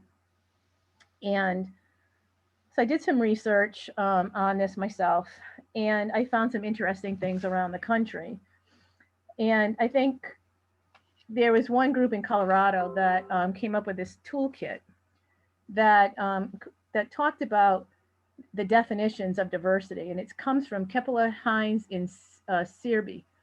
And what they talked about, which is not included in what we have here, is encompassing the different characteristics that make one individual or group different from another, including but not limited to gender identity, nationality, socioeconomic status, education, physical appearance, race, ethnicity, religion, sexual orientation, language, learning styles, disability, ability, age, or political perspectives. And I thought that political perspectives comment as part of that definition is fascinating, because that is not something that we have seen in the last several months that people are open to in this community. So this whole proposal has led me to think about how else can the goals be achieved? And if the proponents are truly about the work and making a difference, rather than amassing some sense of power or control, the structure of the group should not really make a difference. So I just wanted to take a few well, it's going to be more than a second. Okay, I'm sorry, but to be successful, and if interested individuals get involved, there are many big projects, and I think there's a sense that if they're not a town council sponsored or approved organization, nothing will get done. And there have been many, many, many enormous projects in Bristol that have come to us as a result of people in the community coming together and working on a topic and then coming to us. And this is not a complete list. I just want to give some examples. It's not a complete list by any means, and I keep thinking of more and more things to say, but I'm going to try not to. So on your number one, bullet one, the programs, festivals, cultural activities. There are already many organizations, as you know, in town. Some of them have been referenced. We're always open to additional activities. We have picked up a number of them because of our openness, such as the Black Ships Festival, when Newport no longer wanted that. Rather than another committee, why not participate as a member of the 4th of July committee or the Christmas Festival committee to organize a subcommittee on cultural diversity? For example, during the holiday season, why not have an event or events on how other cultures celebrate the holiday season? If not wanting to focus on Christmas around the world, since it's a Christian holiday, maybe take a look at how and why different cultures celebrate their New Year's at different times. Our New Year's Day in our calendar is pretty boring if you're not a football fan. And so why not have an event or a series of events to educate people about the Jewish, Chinese, Hmong, etc. of the different New Years? Bullet number 2 on Bristol's role in the fate of Indigenous people and the trade of enslaved people. And I'm not sure some people know the various things that we have going on. The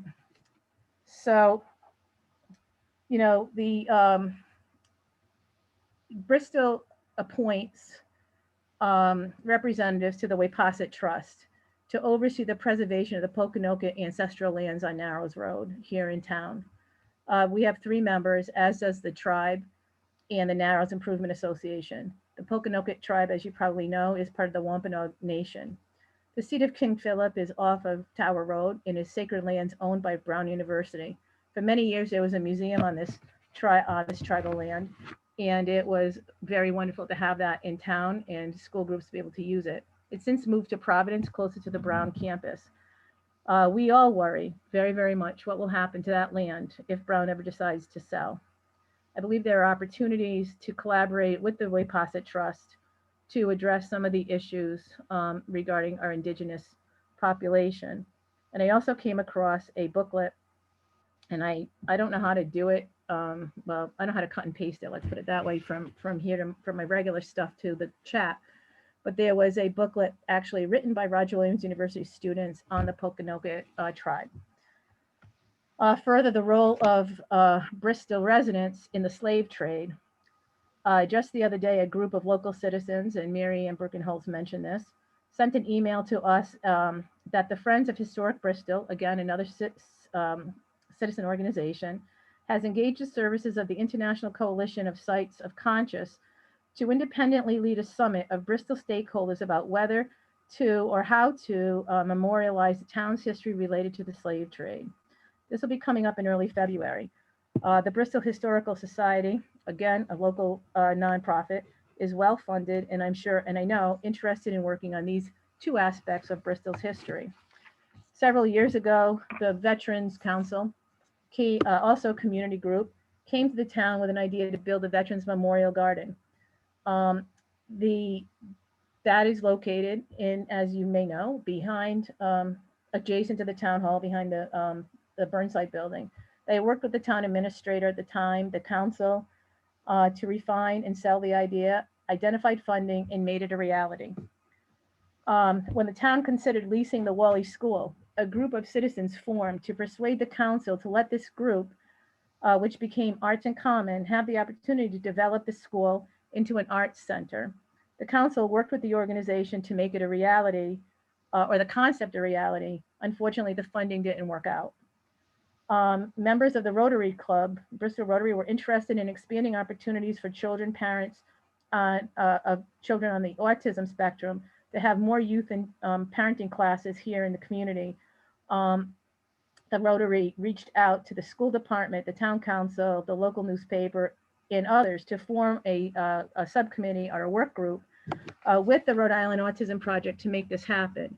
Instead of parents having to go to Johnston during dinner rush hour, these activities were held in one of our schools in our school district. Everyone worked together to make it a reality. Essentially, it turned out to be a pilot program for the Rhode Island Autism Project that proved to be successful. This laid the groundwork for them to receive a $1 million grant to replicate the model throughout the state. We have a HES, a health equity zone in Bristol, that looks at social determinants of health and identifies ways to serve underrepresented groups in the wellness and health areas. The HES has brought Rhode Island Rhody Fresh to our senior housing to make it easy to purchase fresh fruits and vegetables, sponsors monthly cooking demonstrations on healthy eating, providing the first 40 to 50 people with groceries to make the dish. That has identified substance abuse as a critical issue and established your local recovery center, which again served as a model for HESs around the state. When COVID hit, the HESs served as a resource for the state for local information. Other groups such as Hope in Maine, Bristol Senior Center have all worked together to ensure food security for our most vulnerable citizens. Hope in Maine has provided tens of thousands of meals through this pandemic in a program called Nourish Your Neighbor. And it's a basically buy one, give one program. Explore Bristol is a community group started to increase tourism and support the local economy and local businesses. Many subcommittees have worked to establish a destination wedding, Bristol as a destination wedding location, and has also worked with a New York-based PR firm to promote Bristol as a great place to live, work, play, and visit. I think a group on cultural and ethnic diversity to host events would be more than welcome within the structure of the Explore Bristol. Bullet 3, to some degree, on the conversations. Our churches and synagogue, which represent 6 denominations here in Bristol, are active in providing forums for different conversations. I can only personally speak to my parish, which is St. Mary's here in Bristol, and a number of members have worked. One of our members worked with friends from other parishes to put together a program to learn about the different houses of worship, both the religious aspect and the information on historic buildings, the stained glass windows, etc., going back as far as the 1700s. We used to have at St. Mary's a group called Alive that learned and discussed contemporary issues such as immigration. St. Mary's has also sponsored a discussion, and this has all been public. The reason I'm saying all these things is all of this has been, people have all been invited to come to all of these things. It's all been out there. To a discussion with a young man who grew up in the parish and was once studying to be a Catholic priest and later converted to Islam. He offered his experiences and compared the religions. It was a wonderful opportunity to talk about these very issues. And I'm kind of thinking that the Alive group needs to be rekindled, and these topics are perfect for that kind of work. I want to know, I also wanted to mention, because we talked about it earlier in the meeting, housing. We saw a need in the community. We have Bristol Housing Authority, of course. We also started what was the Bristol Foundation, now the East Bay Housing Development Corporation, that is, worked on the Kaiser complex to turn that into housing. Has a number of other low, moderate income housing in throughout the town, and had a great fight, a big fight to get affordable housing in Barrington. We have welcome packets. Somebody mentioned welcome packets. Our harbor master distributes welcome packets to all people coming in through the boating, through his marine center. And I think that that is another place that we can get this information out there. I guess my point is that I also want to finally note that we fund our mental health center in our East Bay CAP agency that supports health and dental care for low-income Bristolians, provides heating assistance, education, Head Start programs for our residents. All of this is to point out and reiterate that the work proposed for a council-appointed committee is taking place in many other forums and can be successfully done as a community group. I could go on, but there is so much going on. But there's so much going on that this group can link with without establishing or duplicating services. We need to leverage our resources, including people resources, to make Bristol an even better community. Basically, I'm not sure we need to duplicate, but I can see the work group and the DEI sort of fanning out and becoming parts of what is already going on and adding and enriching what is already going on. And I think that can be done as a community organization. And that is my comments. As a great deal of thought and research that I have done on this, I just don't think it's appropriate at this time to have a council approved entity. And I think it will just serve to be even more divisive than we already have. I know that that's not the intent. And I know there are many, many, many people who have worked on this that are extremely sincere about it. But I think we can do it. And as it can be done as a community group. So thank you, Mr. Chairman, and thank you, my colleagues, for listening. As I said, I talk a lot, but I don't usually write it all down. So Thank you. You're always thorough, Councilwoman Perla. We appreciate it. Tim? Mr. Chairman. One moment. I want to give everybody an opportunity. Tim? No, I just wanted to say, Councilwoman Perla, we always appreciate your thorough ism on this. I think we need to clarify. I don't think this in the motion that this is any way needs to be a board or commission.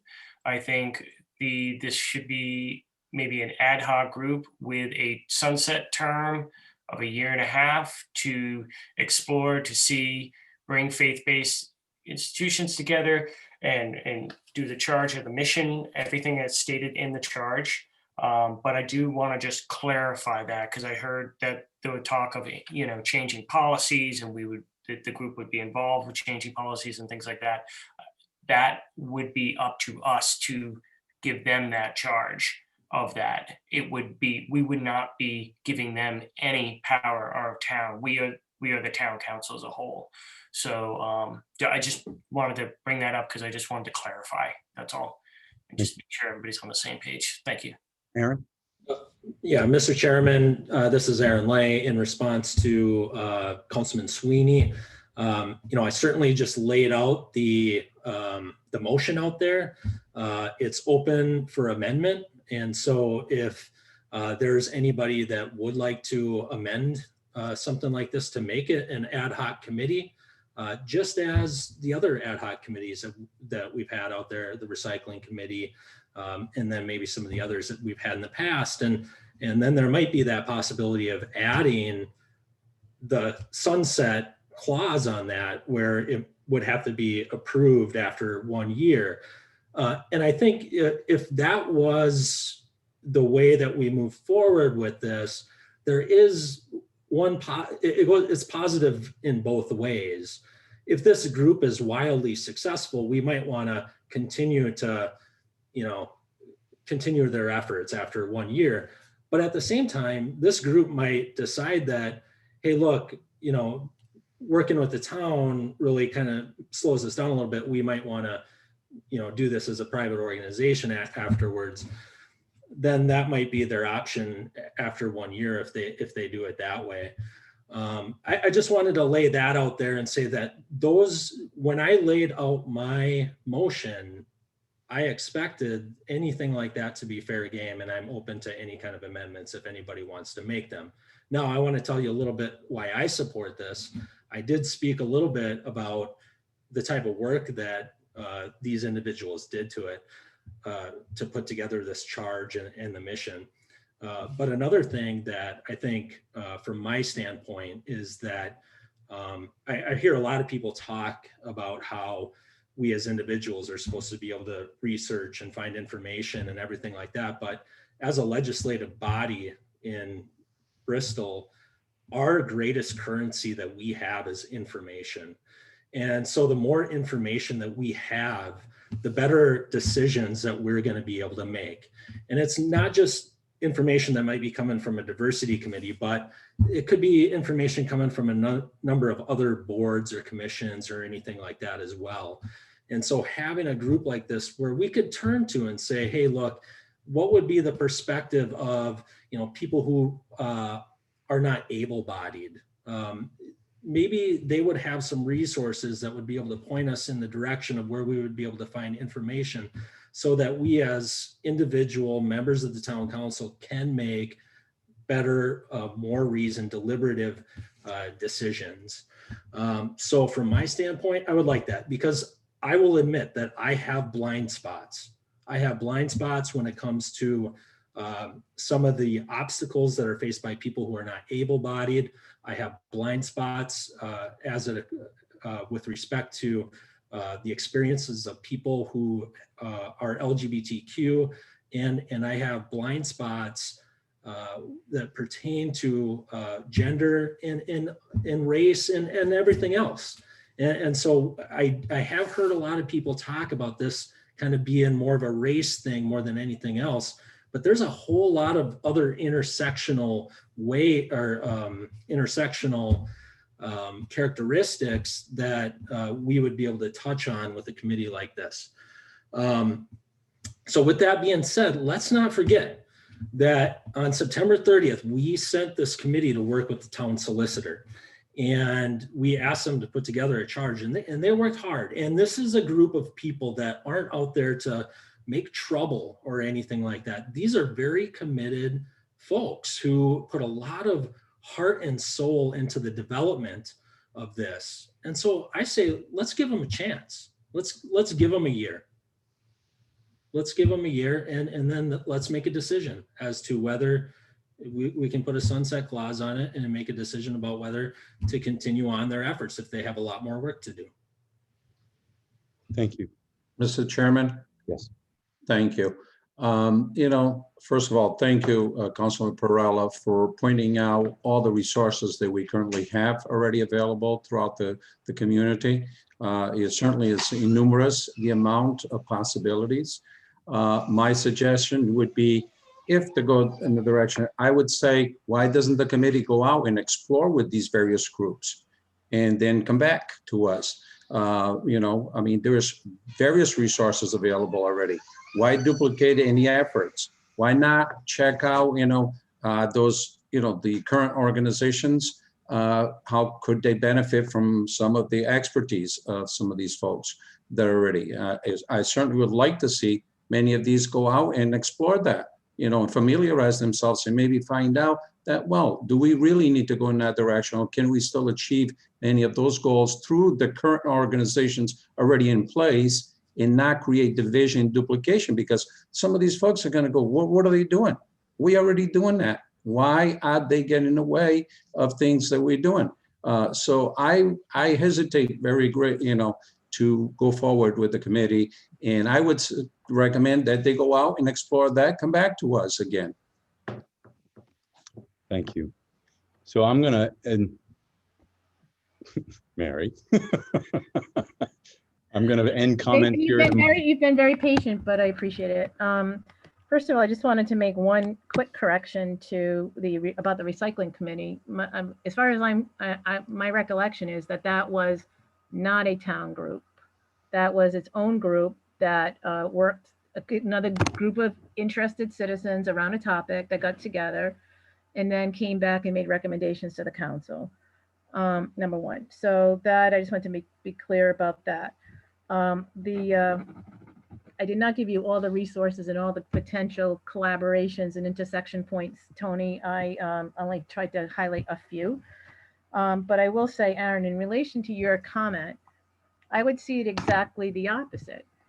If they get started as their own group and then link with all these other community organizations, and they continue as a community organization and they do astoundingly well, they can come back in a year or two and say, you know, I think this is great. We really think it would be even better to be a town sponsored, you know, an official town committee.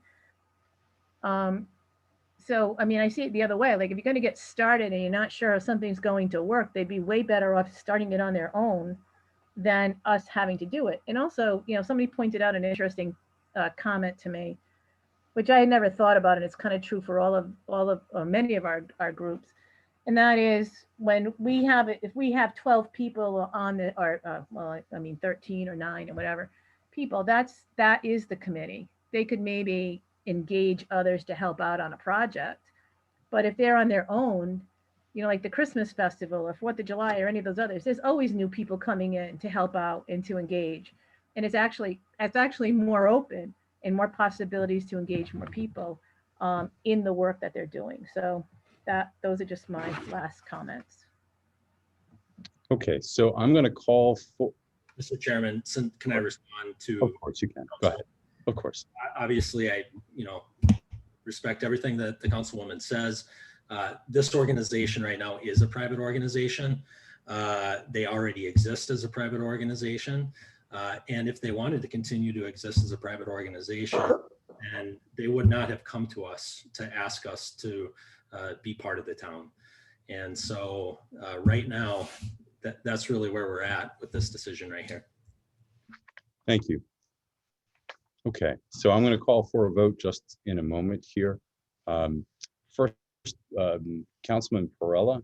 Wow, dude, I mean, talk about a great list. And as you pointed out, it's not exhausted, but there are so many more there. But I think we forget sometimes what a absolutely tremendous community that we live in. As this meeting started off at 7:15 or so, because we had technical problems, you recall the administrator was talking about the tax rates and reminded us all, and obviously it's the council that ultimately approves the budget, but not without massive work from the administrator and the department heads. Our tax rate being one of the lowest in the state, even though you just gave an exhaustive list of all, and that's not everything that we do. That's just in keeping with this conversation this evening. That's mostly driven by community groups that come to us with great ideas and great work. That's exactly right. I mean, and you pointed out some local churches, particular St. Mary's. I know for myself, I would not win highest attendance award for church, but that doesn't mean it's not important to me and my family.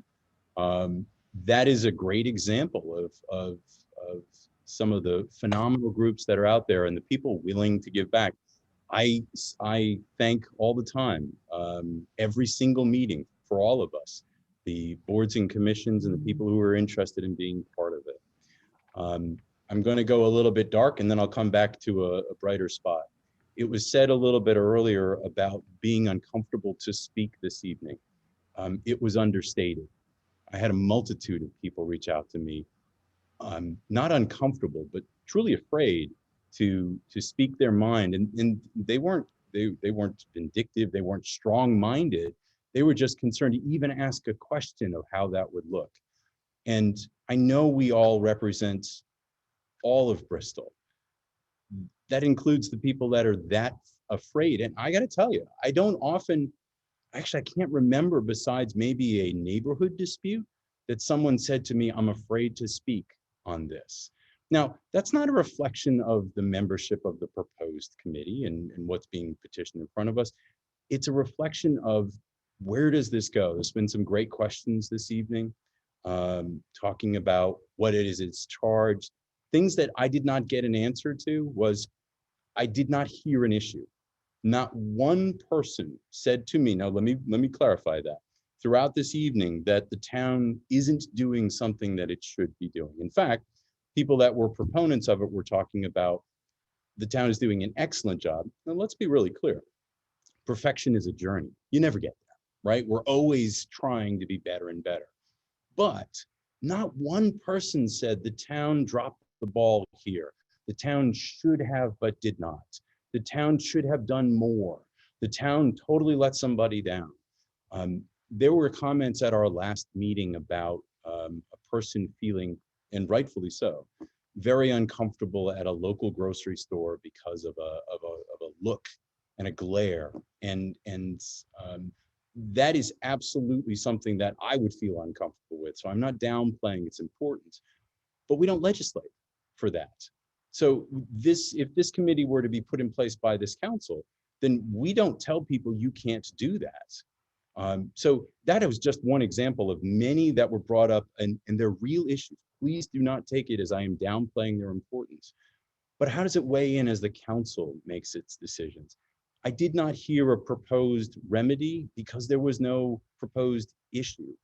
I do believe we can always be better. I do suggest that this group stay together. And Mary, you captured it well, and others also captured it well. There are so many opportunities to give back, whether it's a border commission from that is from the town, or one of the many other organizations that are out there. So I hope that they do, because this council has proven, look at the time that we've spent on this item, that we are willing to listen, and we will take in all thoughts on it, and we will continue to do that. So if this committee or this group of people proposing the committee, or anyone from them has suggestions, this council has been open, will continue to be open. I'm going to speak for the administrator, and that the administrator is open for it, the clerk is open to it, that we're always open for opportunities for betterment. As you can hear from the tone, I will not be voting for this for all the reasons that I've stated. I'm concerned about where it goes. I don't believe that the people that were involved were looking for nefarious purposes or anything else. But I do believe that if I had enough, I can't even tell you how many calls I got in emails of asking me not to vote for this because of X. We also, and to be fair, got a lot of emails asking me to support it too. But the division and the derision that it's caused from it is exactly the opposite of what the stated goal is. So I will not be voting for the formation of this committee by this council, but I do support their positive actions, whether they stay a group themselves or they get involved with other groups. Mary made some great points that I won't restate. So we've all had an opportunity to speak on this. We had a motion motion made by Aaron, seconded by Tim, supporting the petition. Generally speaking, Aaron took an extra moment to say he's open to amending this if that makes people more comfortable. I'd like to, I want to throw that out there. But the motion in front of us is forming a committee, 9 to 15 people. The rest would be decided by this council. As I said, again, I cannot vote for this for all the reasons stated, but I'm going to call for a vote now. We've all had an opportunity to speak. So a motion made by Aaron, seconded by Tim. Is everybody clear on the motion? Okay, I didn't hear anybody speak. So I'm going to ask, I'm going to start as I normally do, and we'll go through Mary. I'm sorry, Mary, you're muted. I'm sorry, no, I vote no. Okay, Tony. Nay. Tim. No. Thank you. Tim? Aye. Aye. Aaron? Aye. I also vote nay, so that is a 3-2 vote. The motion fails. What's this council's pleasure? I'm sorry. So actually, I take that back. We don't need another motion. I'm sorry. We had a lot of dialogue and I was looking for that next step. I apologize. Thank you all, first to my colleagues for your ears and your thoughtful comments, all of you. Thank you to the public for their thoughtful comments and questions. Thank you to the petitioner and its group for the efforts and energies they put into it. Thank you. Madam Clerk.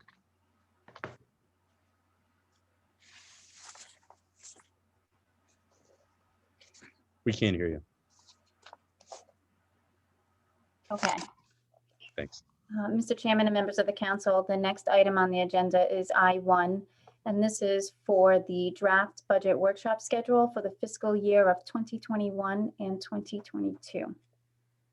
Chairman, I make a motion to receive and file. Tony, second. A motion and a second to receive and file. I'll just take a moment and tell you that I reached out to the current Joint Finance Committee Chairman, Steve Kalenda, and you all would have received an email for a February 4th Joint Finance Committee initial meeting, if you will, for the new Joint Finance Committee. At that meeting, we will discuss what we've now receiving and filing, so we can take next steps on that to make sure that our schedules align correctly. Okay, so we had a motion and a second to receive and file. Any discussion? Hearing none. Mary? Aye. Tony? Aye. Tim? Aye. Aaron? Aye. I also vote aye. Motion carries. Thank you. Mr. Chairman and members of the council, the next item on the agenda is I2, and this is from the Director of Community Development, Williamson, and Principal Planner Tanner, request for executive session pursuant to Rhode Island General Law 42-46(5) in regards to the acquisition of open space. So we'll take this on at the end of the meeting so we can move right through into bills and expenditures. The next item on the agenda is item J1. This is for bills and expenditures, and the first bid is $935. And this is for a portable video inspection system for the sanitary sewer. And here we had one bid this afternoon. It's from a bar sales, and this is for $65,210. It's this council's pleasure. Mr. Chairman, I make a motion to refer this to the town administrator to act in the best interest of the town. I'll second the motion. There's a motion to refer to the administrator made by Tony, seconded by Tim. Any discussion? Just briefly. Thank Mr. you. Chairman. I just wanted to get clarity to everyone of what this is. I know what it is. I think we all know what it is, but I think it's important that the public knows what it is. Mr. Administrator, could you just briefly describe what this was? Sure. So this is a camera system that the sewer department uses to inspect the collection system, which are the pipes out in the streets. We have a small trailer, an office-like interior in the trailer that we can actually bring it to the roadway, run the camera down into the line so we can see if there's any issues with the sewer lines. So the last camera system, we have a very similar one. It's over 10 years old, and it's the quality of the imagery and the software are really getting very poor. So this is a replacement of existing equipment. Thank you. Tony, was that what you wanted to cover too? Well, just briefly, since we only have one, the administrator did a good job at that. No, I was just going to say, since we only have one bid, obviously, it gives him the opportunity to do some negotiating. Exactly right. Excellent. Okay. Any other discussion? Hearing none. Mary? Aye. Tony? Aye. Tim? Aye. Aaron? Aye. I also vote aye. Motion carries. Thank you. The next bid tabulation is for bid 947, and this is for the municipal tree maintenance and stump grinding services. And we received two bids. One is from Stanley Tree Services. There's a number of different bid amounts, so bear with me. One is for the removal and disposal of stumps between 6 to 24 inches, which is $90. The removal and disposal of stumps of 24 inches and above, which is $140. The cutting and disposal of trees, it's $235 an hour. Tree trimming is $160 an hour, and flag persons is $50 an hour. The next bid that we received was from Northeastern Tree Services. And again, the amounts were for the removal and disposal of the stumps from 6 to 24 inches is $80. The removal and disposal of stumps for 24 inches and above is $100. The cutting and disposal of trees of 6 inches and above is $240 an hour. Tree trimming is $150 an hour, and the flag persons is $50 an hour. Mr. Chairman, just a question. Madam Clerk, who was the first business that you mentioned? Stanley Tree Services. Thank you. What's this council's pleasure? Mr. Chairman, I make a motion to refer to the town administrator to act in the best interest of the town. And also, I think this is great because I know we have a lot of noble trees that went down and their stumps are still there. So it just, you know, it's a good one. I'm glad we're moving forward on it. Thank you, Mr. Administrator. Is there a second? Second. Motion made by Tim, seconded by Tony to refer to the administrator to act as administrator of the town. Any discussion? Yes, I mumbled all of that. Any discussion? Hearing none. Mary? Aye. Tony? Aye. Tim? Aye. Aaron? Aye. I also vote aye. Motion carries. Thank you. Mr. Chairman and members of the council, the next bid is for $948, and this is the town-wide HVAC repair and maintenance. We received 3 bids today. The first one is from Arden Engineering Constructors LLC, and that is in the amount of $32,258. The second bid we received was from J. Zorella Plumbing and Heating Company, and this was in the amount of $62,855. And the third and last one is from Automatic Temperature Controls, and this was in the amount of $33,960. What's this council's pleasure? Mr. Chairman, I'll make a motion to refer this to the town administrator to act in the best interest of the town. And Second. Yep. Motion made by Tim, seconded by Tony to refer to the administrator. Any discussion? Hearing none. Mary? Aye. Tony? Aye. Tim? Aye. Aaron? Aye. I also vote aye. Motion carries. Thank you.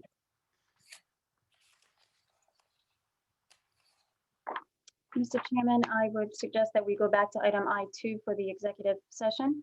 Yes. So before we leave this meeting, can everyone confirm that you have the executive session meeting number and password? You should have gotten that, I believe, today, right, Madam Clerk? Correct. Okay. Can everybody verify before we leave this meeting that you have it? Is that a thumbs up from everybody? Yeah, Mr. Chairman, I have it. Okay, Mary? I cut you off there. There you are. Okay. Aaron, you're all set? Just one sec. I just want to make sure. What Please time do. was that Take email? a moment. Oh, okay. I see. 11:03. Okay. Everybody okay? Yeah. Okay, great. So we're going to pause this meeting so we can go into executive session, and we will come back to this meeting to conclude. Did I miss anything? Oh, yeah. I'm sorry, Miss. Yeah, we need a motion to do that. We need Sorry. the motion, and Thank the you. motion would be to adjourn into executive session pursuant to 4246(5)(a)(5) relative to land acquisition, open space. Can we have a motion to that effect? So moved, Mr. Chairman. Tim. Thank you. Motion made by Tim, seconded by Mary. Any discussion? Hearing none. Mary? Aye. Tony? Aye. Tim? Aye. Aaron? Aye. I also vote aye. Motion carries, and I will open up executive session in just a moment. Thank you, and we'll be back to this meeting shortly.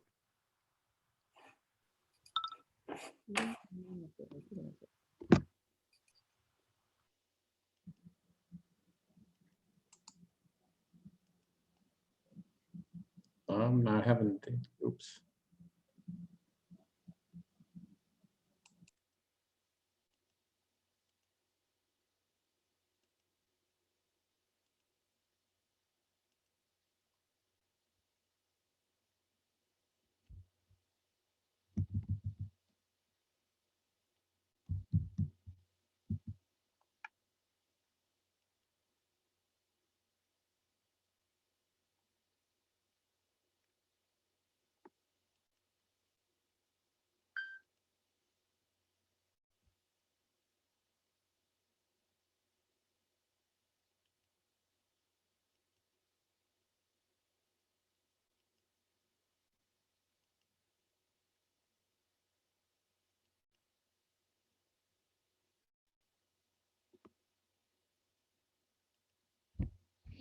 Mm.